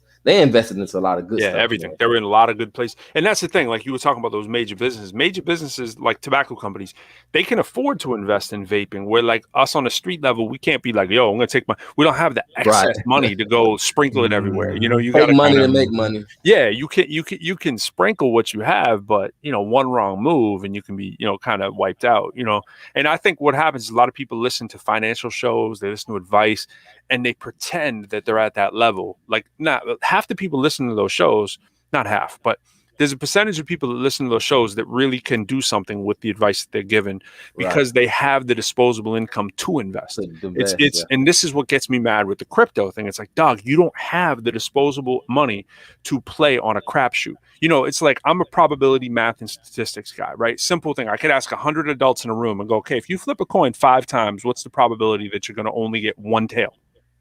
I'll wait. I'll wait because average humans don't know, right? And it's not hard math. It's 1 out of 32, right? So you have a 1 out of 32 chance. It's just 2 to the 5th power, right? It's like 2 times 2 times 2 times. Right. It's not hard math, but you are, and I don't, if any of my students are listening, I'm sorry. You're that stupid that you don't know that. You have no business investing in anything because you're dumb. You're stupid. You are. I'm just saying, using stupid in the general case, right? You're not stupid. You just don't know. You're ignorant. I know, but I'm just talking fast. So like, dude, like I'm a mathematician with a business degree. Right. And I'm telling you, it's stupid to invest in crypto. If you should not do it, right? Because if you are the typical person who doesn't have any money and you want to invest in the most volatile stock that there is, what that's like saying is you're listening to all the stories out there that go, yeah, but you can be that 1 out of 32. But they don't even know the odds, and it's worse than 1 out of 32. So what you're saying is you can flip 5 coins in a row and you'll only get 1 head. Really? You're that special? Right? And it's worse than that, because if you flip it one more time, what does it turn into? It's 1 out of 64. 64. Right? And then 1 out of 128, and then 256, 512, 1,024, 2,048, 4,096, 8,192, 16,384. Check me, I'm right. I'm right on all those. It's like we can keep going all day. You don't have that basic level of math, and you're going to listen to this dude over here who's going to come tell you something about investing just because of the goodness of his heart. He wants you to get in on it. No, he doesn't. He doesn't even understand what he's doing, and he wants your money, and he doesn't even understand the mechanisms of why it works. So don't invest in things if you don't have the money to lose. Yo, I got the money to lose. I can go give you 10 grand tomorrow and invest in crypto. It's not going to change my life. It's not. Right. Like, I got it like that. You know what I'm saying? And I'm not investing in it because I don't want to throw away my 10 grand because a 1 out of 32 chance is not good. It's not. I wouldn't invest in there's 31 chances that you're bad odds, bro. Yeah, and that's just a simple example of coin flipping, right? I'm saying, like, that's the most basic kind of math that you can possibly. It's 1 out of 2. It's not hard math, you know. And so I get in these conversations with people. You don't really want me to go off on the math side. Like, let's do a financial show right here, and I'll debate anyone on crypto, anyone, and tell you why it's a stupid investment. It doesn't mean that you can't make millions. You can. But you're going to do it 1 out of 32 times. And you're going to hear that this is what music does. You're going to hear the story of the 1 out of 32 because you can't remember the 31 losers who are no longer in the game. Right, I've been rapping. I got had wax out since the 80s. And me and Fee were talking about, we're one of the only people we know still doing it. No one does it. We are the exception. And I'm not saying that makes us special. I'm saying it makes us almost stupid. Like we want to keep coming back. We love it, right? We keep coming back. We're not trying to do it for the money. And the point is, I'm sorry, I'll wrap this up. The point is that if you want to beat the odds and you want to be that 1 out of whatever, and you aren't going to pay attention to the other 31 that lost, there's something wrong with your psyche that you think that you can be the special one. You can't. 31 times there's people behind you that you're not looking at. Just like rap, they fall off 31 times out of 32. I got a guy that I was when it was right before COVID hit, we were actually, the marijuana stocks were starting to take off. So I'm like, we were talking about that, and then COVID hit, and he mentioned crypto, and I was like, crypto, that's a joke. Anyway, it was making sense to me. I was like, wow, this is its perfect environment to exist. So he's a bodybuilder, right? So he's that pit bull mentality as well, where so he started doing his research like daily, and he's still doing it. And I kind of navigate through stuff. I don't know much about it, but I have enough trading knowledge and you got that fidelity knowledge. Yeah, to just say, well, what makes sense, which does it make sense? So anyway, I've kind of worked with him over the past like year. And more credit to him than me, because again, he just talks it out. But dude's turned 20,000 into over 200,000. Facts. I've seen the accounts. I'm like, dude, you're doing great. And do you think here's the possibilities, right? The matrix of what he is. So he's either intelligent, he's lucky, he's a combination of the two. Those are your options, right? He's intelligent, combination of the he's two. Lucky, or combination. It's always a combination of the two. Right. Yeah, combination of two. Yeah, because the bottom line is that he put that initial investment when it was right before the bubble of the mining, because the process of it and bubble popping and all this stuff. It's and bottom line is the analogy. I'm sorry, so say it. Oh yeah, no, like, so what it is that within the mining field of this coin thing, I guess there's only like one more Bitcoin mine, right? A bit where they mine it and then it's done.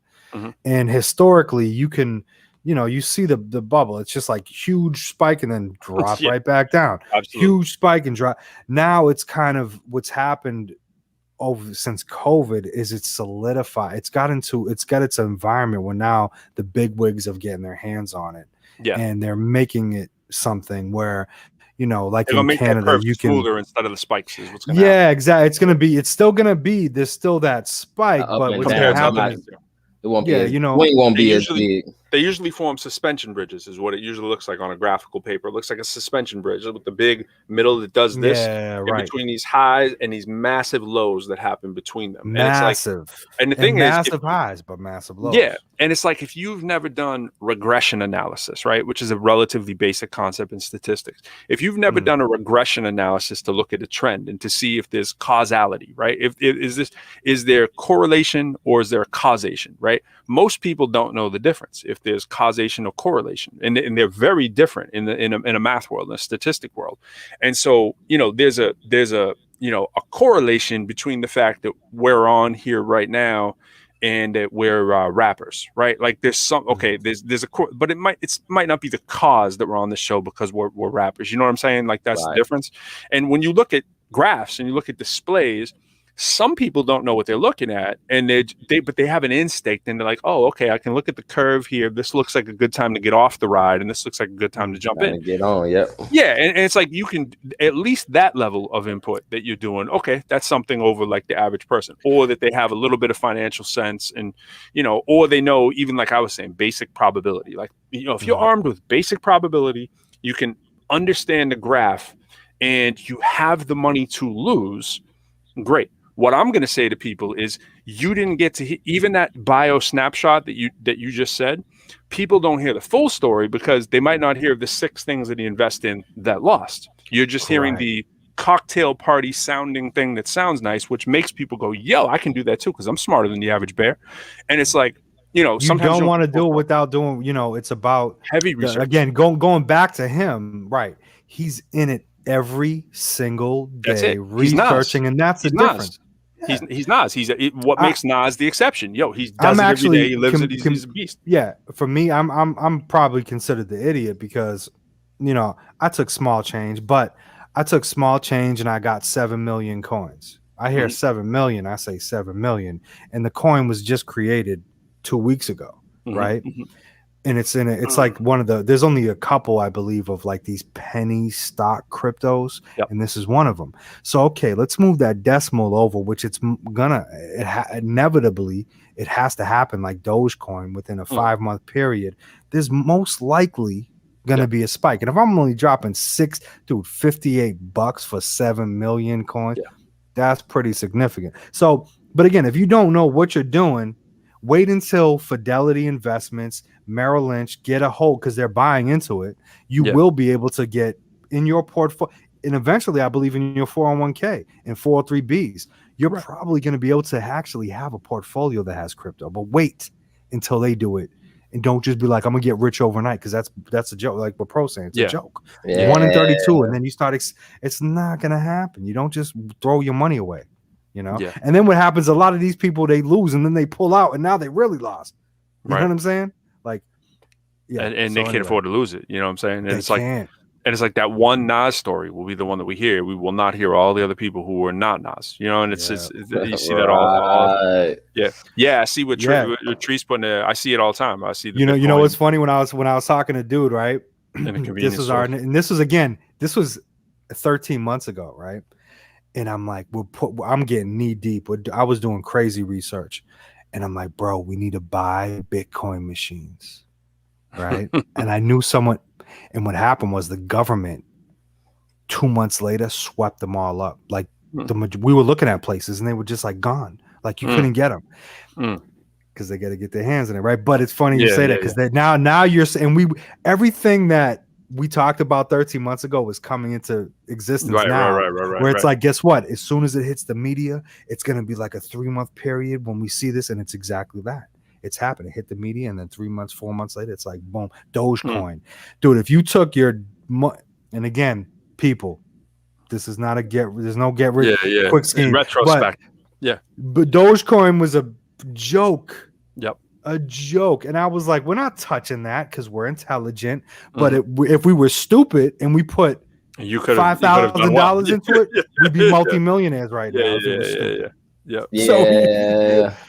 media has a huge influence. I'm gonna tell you when I bought into Dogecoin, just like playing with it with some minor stuff. There was a post by Mark Cuban. Anytime the big wigs get involved, I know something's going to happen, right? Because like you said, there's it's the iceberg effect, right? You see what's on the top, but if they're involved and they're poking their head, then there's so much other people or so many other hands involved, right? So I said, well, let me at least try it, because for a long time I was just like, nah, there's no way I'm finna fool with this at all. But when Mark Cuban said that was the green light. Yeah, that was the green light. This was like 4 or 5 months ago when he said that I am trying to find a way to make sure that I can accept Dogecoin as a currency at my arena. Right. To be able to buy just because he said it, just like how Elon Musk can make a tweet and a stock can change in 2 hours. If you can buy a house with it, you should be able to buy a hot dog. Right? You know what I'm saying? This one right here that I'm talking about. Let's see. This one right here. See that? Shiba Inu. Yeah. Yep. So what's intriguing to me? Valuable. it's a mimic of it's a Dogecoin was the trendsetter for it, because it's just, dude, the coin is like it's the dog. It's like it doesn't make sense to me. But when I think about $50-something being able to get me 7 million, I'm like, what? At another 50, I'm at 14. I'm trying to get to 100 million for maybe 1,000. But again, to get that and the possibility, that's rolling the dice. But you know, it's a risk I'd be willing to take. You know what I mean? Exactly. Especially when it's brand new and this is the new wave. You know. To his point, if you got the money to lose, I mean, it's everything we do is a gamble, man. Yeah, I go to Foxwoods. I like. Yeah, you got $100 to lose. I spent $3,000-$4,000 at Foxwoods. I lose the whole thing, bro. But I have fun, and I go there saying when we go. Yeah, I know. We do it. I know. You're smart. I go to a casino and I am not having fun. I go to a casino and I feel miserable for all the people that are losing their money. You know? Yeah. And it's like, you know, I can't deal with it. It's just like the math. I've never been, I'm just like, yo, my parents live in Vegas. You know what I'm saying? It's like, you know, my mother plays bingo and she's ahead. She's been there for like 9 years and they're like ahead. You know, it's like yeah, she's found like this one bingo hall where there's like not a lot of people and they just kind of open it just so that there's a place for the bingo players to go while their significant others are doing the real gambling. And it's like she's found this little niche place that there's no one in, and so the probability is decent that you're gonna win something because there's nobody there, you know. And it's like it's worked out for her, you know. But yeah, we go like we did it for every year, and now it's our anniversary at the same time. But we do we go to the casino once a year, and you know, $500 to $1,000 or whatever, you know, just to spend, eat some food. But we go there like to have fun. Because it's fun. See, I'm miserable. I don't do cards. Yeah, exactly. Right. I can't have fun losing money. Yeah, I don't know that kind of fun. Yeah, no, I hear nothing fun about it, huh? No, you know what though? I've never been to the casino to gamble. Not even once. Oh, that's great. That's great. It's 52 cards like weeks in the year, baby. Dan. Oh, you got to hear that. Yeah, what that we'll play that some other time. Yeah, that song's crazy, man. Shout out to Evan and Robbie. Yeah. What's the name of that record? What's that? What was the name of that record? It's called All in the Cards. All in the Cards. All in the Cards. All in the Cards. Yo, we didn't do math with Pro, and we got to do it. Right now we're in math with Pro time. You ready for some math with Pro? We don't have the intro, and then we sign out because you got to watch a season. We don't have the. Don't even say the word, man. People are gonna start looking and tell us. We don't want to know.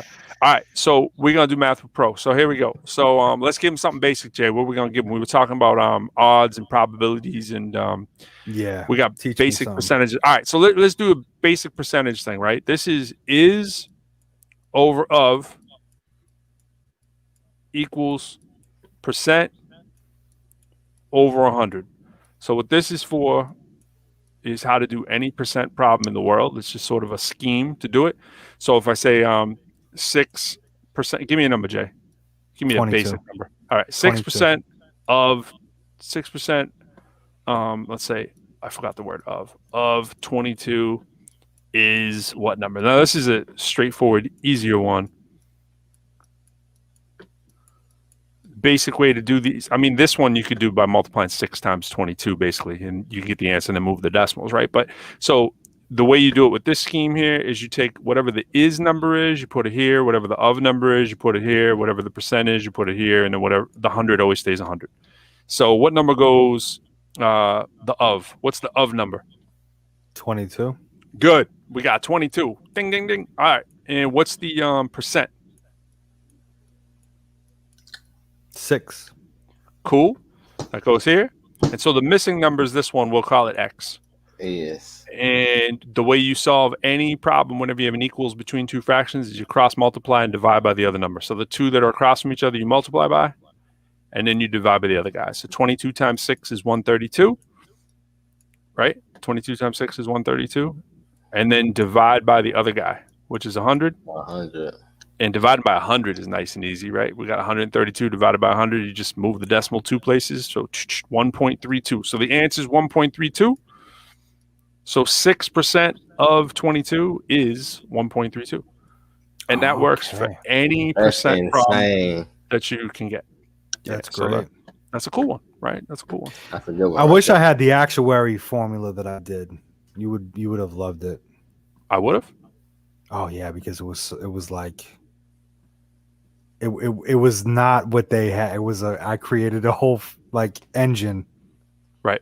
With basics. It was all basics. And anytime you input the number on the top, it always was right at the bottom. And they were like, "This is not what they do, though." But I'm like, "But it's the right answer." Word. Every time. So in probability, right? So probability equals favorable over total. So what you're looking for to happen over the total, and what odds is a little bit different. Odds what do you mean by favorable over whatever you're looking to have? So you flip a coin, you want heads. This is heads over the possible thing that can happen. You get heads or tails. So 1/2 would be probability of getting heads. The odds is spelled out a little differently. It's favorable over unfavorable. So odds naturally look a little different. Like, so if there's 6 horses running in a race and you want to pick one of them, if you got one horse and you're like, okay, I want, Johnny's Cash to win, there's only one favorable outcome that you could have, right? Is the one that you want, and the unfavorable ones, would be the 5, right? So, but over here it'd be favorable over total. So, it'd be 1/6. You know what I'm saying? So your odds look a little better than the probability does. 1 out of 5 is better than 1 out of 6, right? You got a slightly better chance. It looks like that, but it's deceiving. But anyways, so probability is favorable over total, right? So when we're flipping the coin, what I was getting at is you got a 1 out of 2 chance of, you say I want heads, right? You flip it 2 times, you got a 1 out of 2 chance. You flip it 3 times, you got a 1 out of 2 chance. At some point, you just stop writing that. It's 2 to the however many flips you're going to do. So 2 to the first, 2 to the second, 2 to the third, and so on. So if you're going to flip, what I was saying, if you flip a coin 5 times, you got 2 out of 5. 2 to the 5th power would be 32. And then you have 1 chance of that happening, whatever they say. I only want 1 coin. I want whatever to happen, So that's kind of like the probability of let's say we said the same thing. I want a head. I want to get a head. I want to get a head. I want to get a head. And then I'm going to say on the last one, I think I'm going to flip a tail. You know what I'm saying? Like, well, there's a 1 out of 2 chance for that. Anything you say is 1 out of 2 chance. Doesn't matter what you say. They have the same probability because there's only 2 things that can happen. So if you flip 5 coins in a row, it doesn't matter what you call. You have a 1 in 32 chance of whatever you said happening. Right? So if I said 1 tail coming up, it doesn't matter if I say 3 or 4. You naming it just, makes it what's going to be. So it doesn't matter what it is that you say. If you just flip the coin 5 times, you get a 1 in 32 chance of that thing happening, right? So what people don't get is, if you do it 10 times, you think, 1 out of 10 times. Nah, it's 2 to the 10th. You know what I'm saying? And 2 to the 10th is a big, big number, right? So it's like, but your brain doesn't calculate like that because you just go, 2 a few more times. That's not big. Now you're doubling. We were at 5 when we hit 32. 6 was 64. 7 was 128, right? 8 was 256.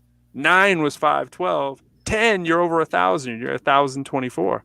So if you're going to flip a coin 10 times in a row, you see people do this when they play craps all the time. They'll sit there and they'll do like 10 games in a row, and let alone they're trying to name numbers on top of just color, whether it's red or black, right? But just for you to name red out of black right 10 times in a row, you'd have to be the devil to get that right. You know what I'm saying? You know what I mean? So that's like a roulette thing. Oh man. Right? More or less. Yeah, man. Yeah. That's the. Oh. What's up, Fly? What's the odds of that happening? Exact 1 in 32. No, man. Yeah. I try to keep up, man. I like the little tutorials. I was a 1 in 3 chance of him actually falling off the call, bro. That is right. 1 in 3. There was a 1 in 3. That was a 1 in 3 chance. Well, it already happened earlier, so we had a precedent. Yeah. It's when you exit that program, man.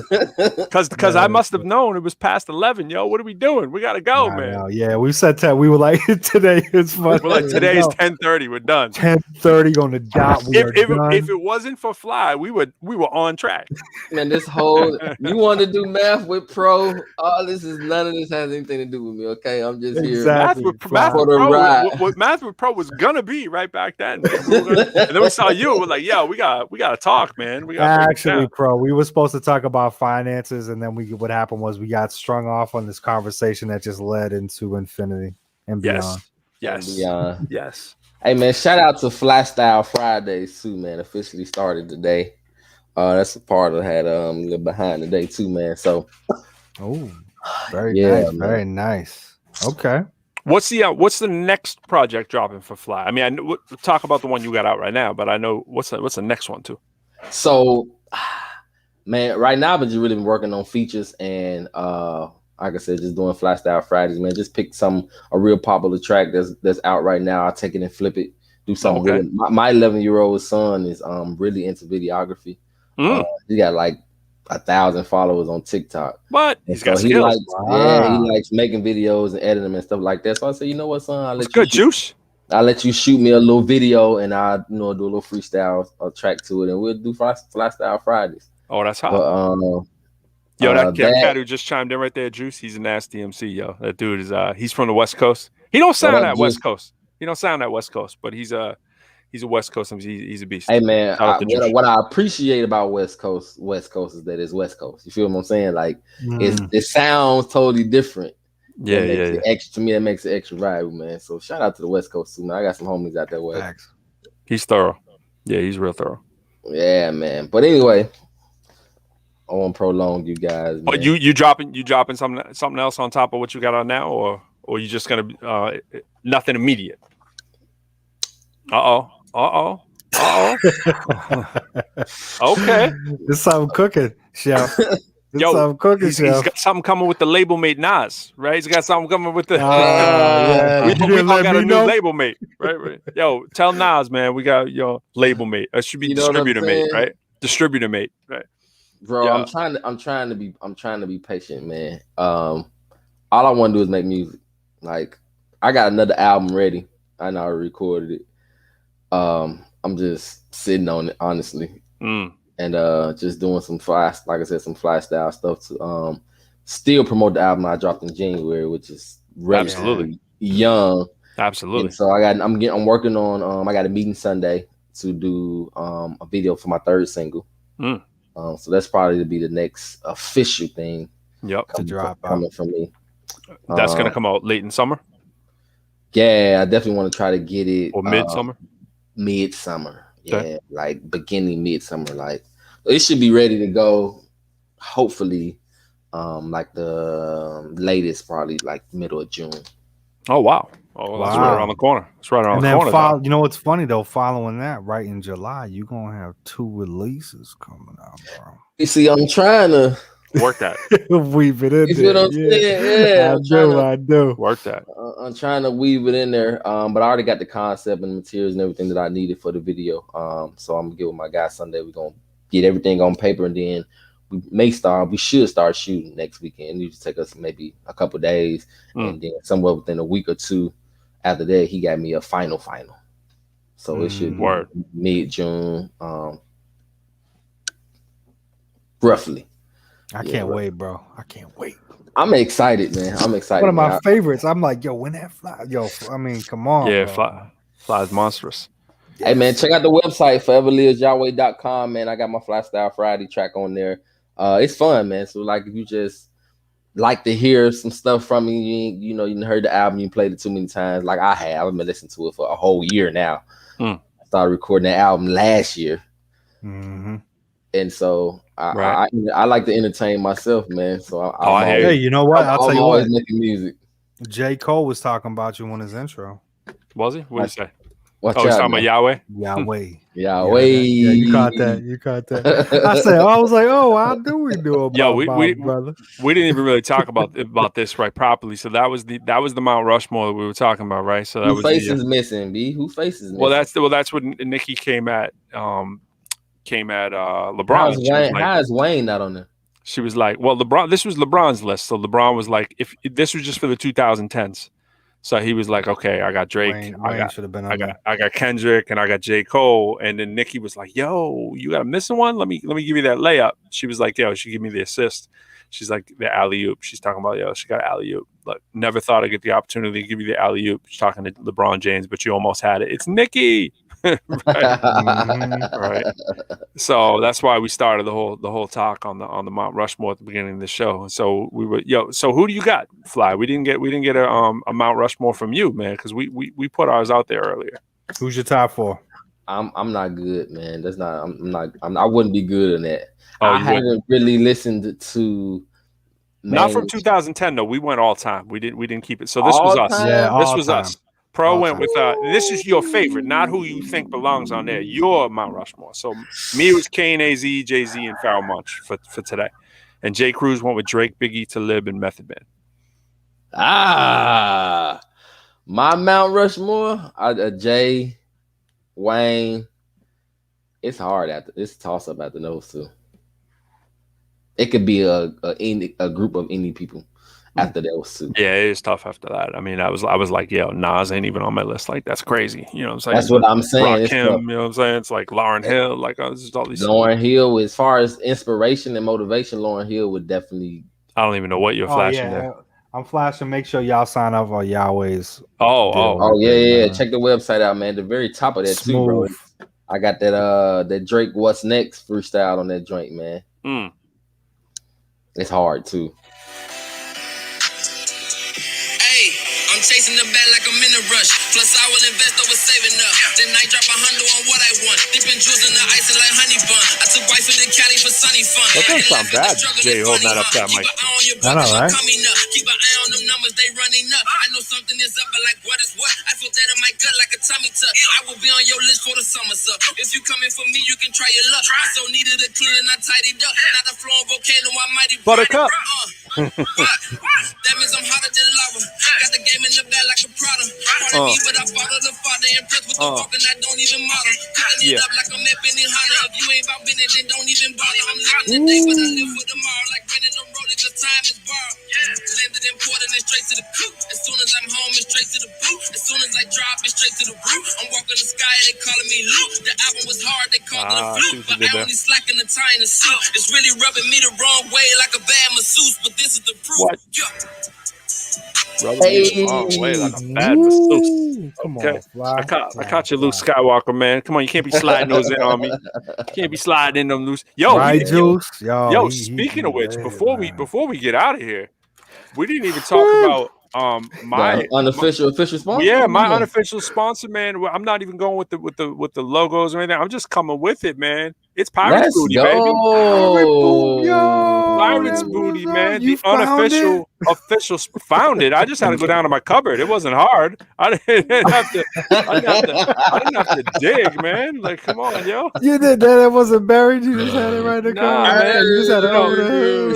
Last week it was raisins, just in case you didn't remember. You know what I'm saying? Yogurt coat joints, man. I remember that, man. Yeah, man. Last week it was raisins, but we talking Pirates Booty. And by the way, you know someone was being funny when they came up with that name for that, right? They were like Pirates Booty. Pirates, yeah, you know what I'm saying? Come on, man. Come on now. Like what? Who says that, right? Pirates say booty. And they were like, we're gonna come with booty on it. And if you look, he's kind of holding his waist, like he's like, if I turn around, like you expect the back would be like his booty or something. Look, yo, and it's like they got like it's like why the back why the back of this bag got curves? But here's my thing. Here's my thing. It's a small bag, all right. You can get in that small bag, right? Now, 3 grams of total fat. Unreal, bro. 3 grams of total fat. You can feel pretty decent about yourself with the Pirates 3 grams booty. total fat, so it's a flat booty. What you saying? I think there's an yo. Speaking of flat booties, speaking of flat booties, I think there's an MC name in the making here, and I might take it. Look right below. Aged White Cheddar? That's it. That's an MC name, man. I'm coming with Aged White Cheddar. Yeah. My name is Pro Lyrical. You might know me as Aged White Cheddar. Aged White Cheddar. Like it fits. It's very appropriate in many ways. Aged White Cheddar. I'm doing a feature with Ritz. Yo, Aged White Cheddar, baby. Yo, Aged White Cheddar. White Cheddar and Ritz got this new record out. This is what happened when we AWC let you go building, past time, man. AWC, baby. It's Aged White Cheddar, man. Yo, Pirates Booty, man. We're gonna do a track called Pirates Booty. And I'm coming with Aged White Cheddar, aka, man. It's sleepy time, bro. This is Get what in the happened when we let cheddar. Get in the moving of cheddar. No one you heard is more better. I flip on the track, and you know when I rap, I come through with the dopest sweaters. This is what happened when we let y'all go past 11, man. That's it. Baller status. We start getting dizzy. Yo, Juice, you see what you've been missing on the Pro Quo Show? This is what you're missing, Juice. We gotta get Juice up there, man. Juice, give me some music to play on the show, man. We need some of your music, man. We do our 5 minutes of flames. At least we gotta have you up for that. We gotta do a track with Juice, man. Juice. I don't do tracks on anybody, just so you know. but I've done one with this man right here.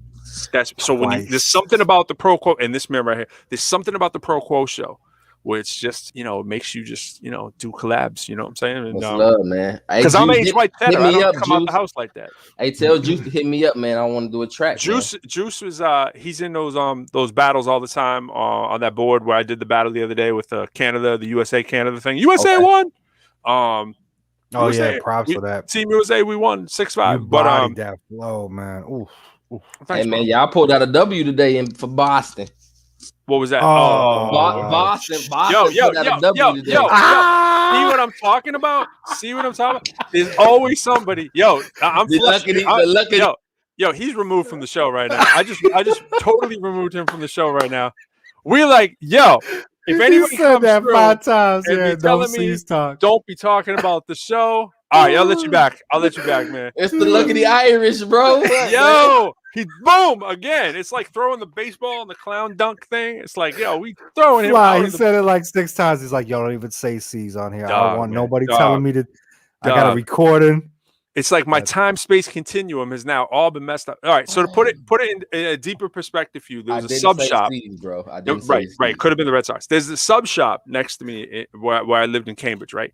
And so I'd go in. I think I told the story once before on the show. I'd go in and I'd come in. I'm vegetarian, so every time I come in, I get the same thing. I'm like, yo, I want a vegetarian sub. And once in a while, when I'd go wild, I get a small fry, right?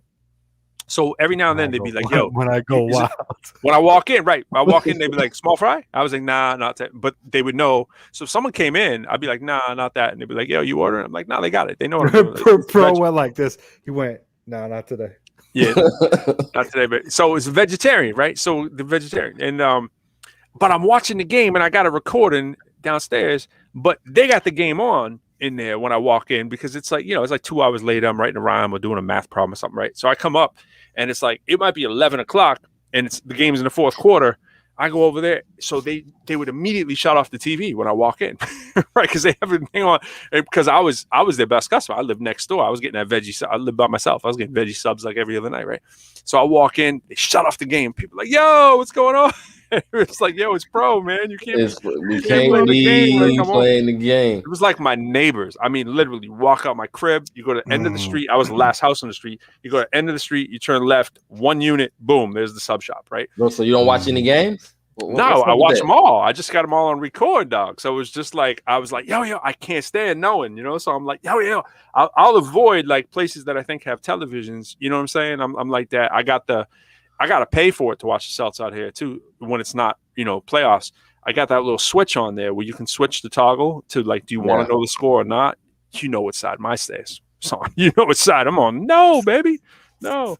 And bro, every now and then, all this math logic that you have, and you think that not knowing the score, dog, it's gonna change. No, it's not. No, it's not about that. It's about my enjoyment of knowing what happened when I go downstairs to watch. Yeah, I don't need any more. No more talk. Watch the game, bro. He's muted. All right, so you can stay, but you're muted. Yo, we gotta get out of here, anyways. Yeah, we do, man. It's late, man. Fly, we appreciate you, man. We appreciate you on Yo, when we're watching this back like a couple of days, we'll be laughing. We'll go, oh, wasn't that funny? At that time, it was important. But right now, it's not important. And by the way, that was my lock of the day. Just so everybody knows, my lock of the day. People ask me, yo, who do you think? Of course, the Celtics are going to win today. They're going home. They're down 2. Dude's coming back. Of course, they're going to play well. There's no reason why they wouldn't. Do I think they're going to win the series? Hell no. But, like, I'm hoping. You know what I'm saying? They don't got Jaylen Brown. But there's always hope. So. All right, we got to get out of here, man. Yeah. Peace out, y'all. Appreciate y'all. Make sure y'all come out next week, the ProQuo Show. And that's tinyurl.com/the ProQuo Show to find us. Peace.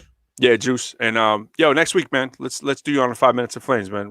Send me whatever you want. We'll run it. We'll have you up here. It'll be cool. I'll tell you more about it. Facts. All right. Peace.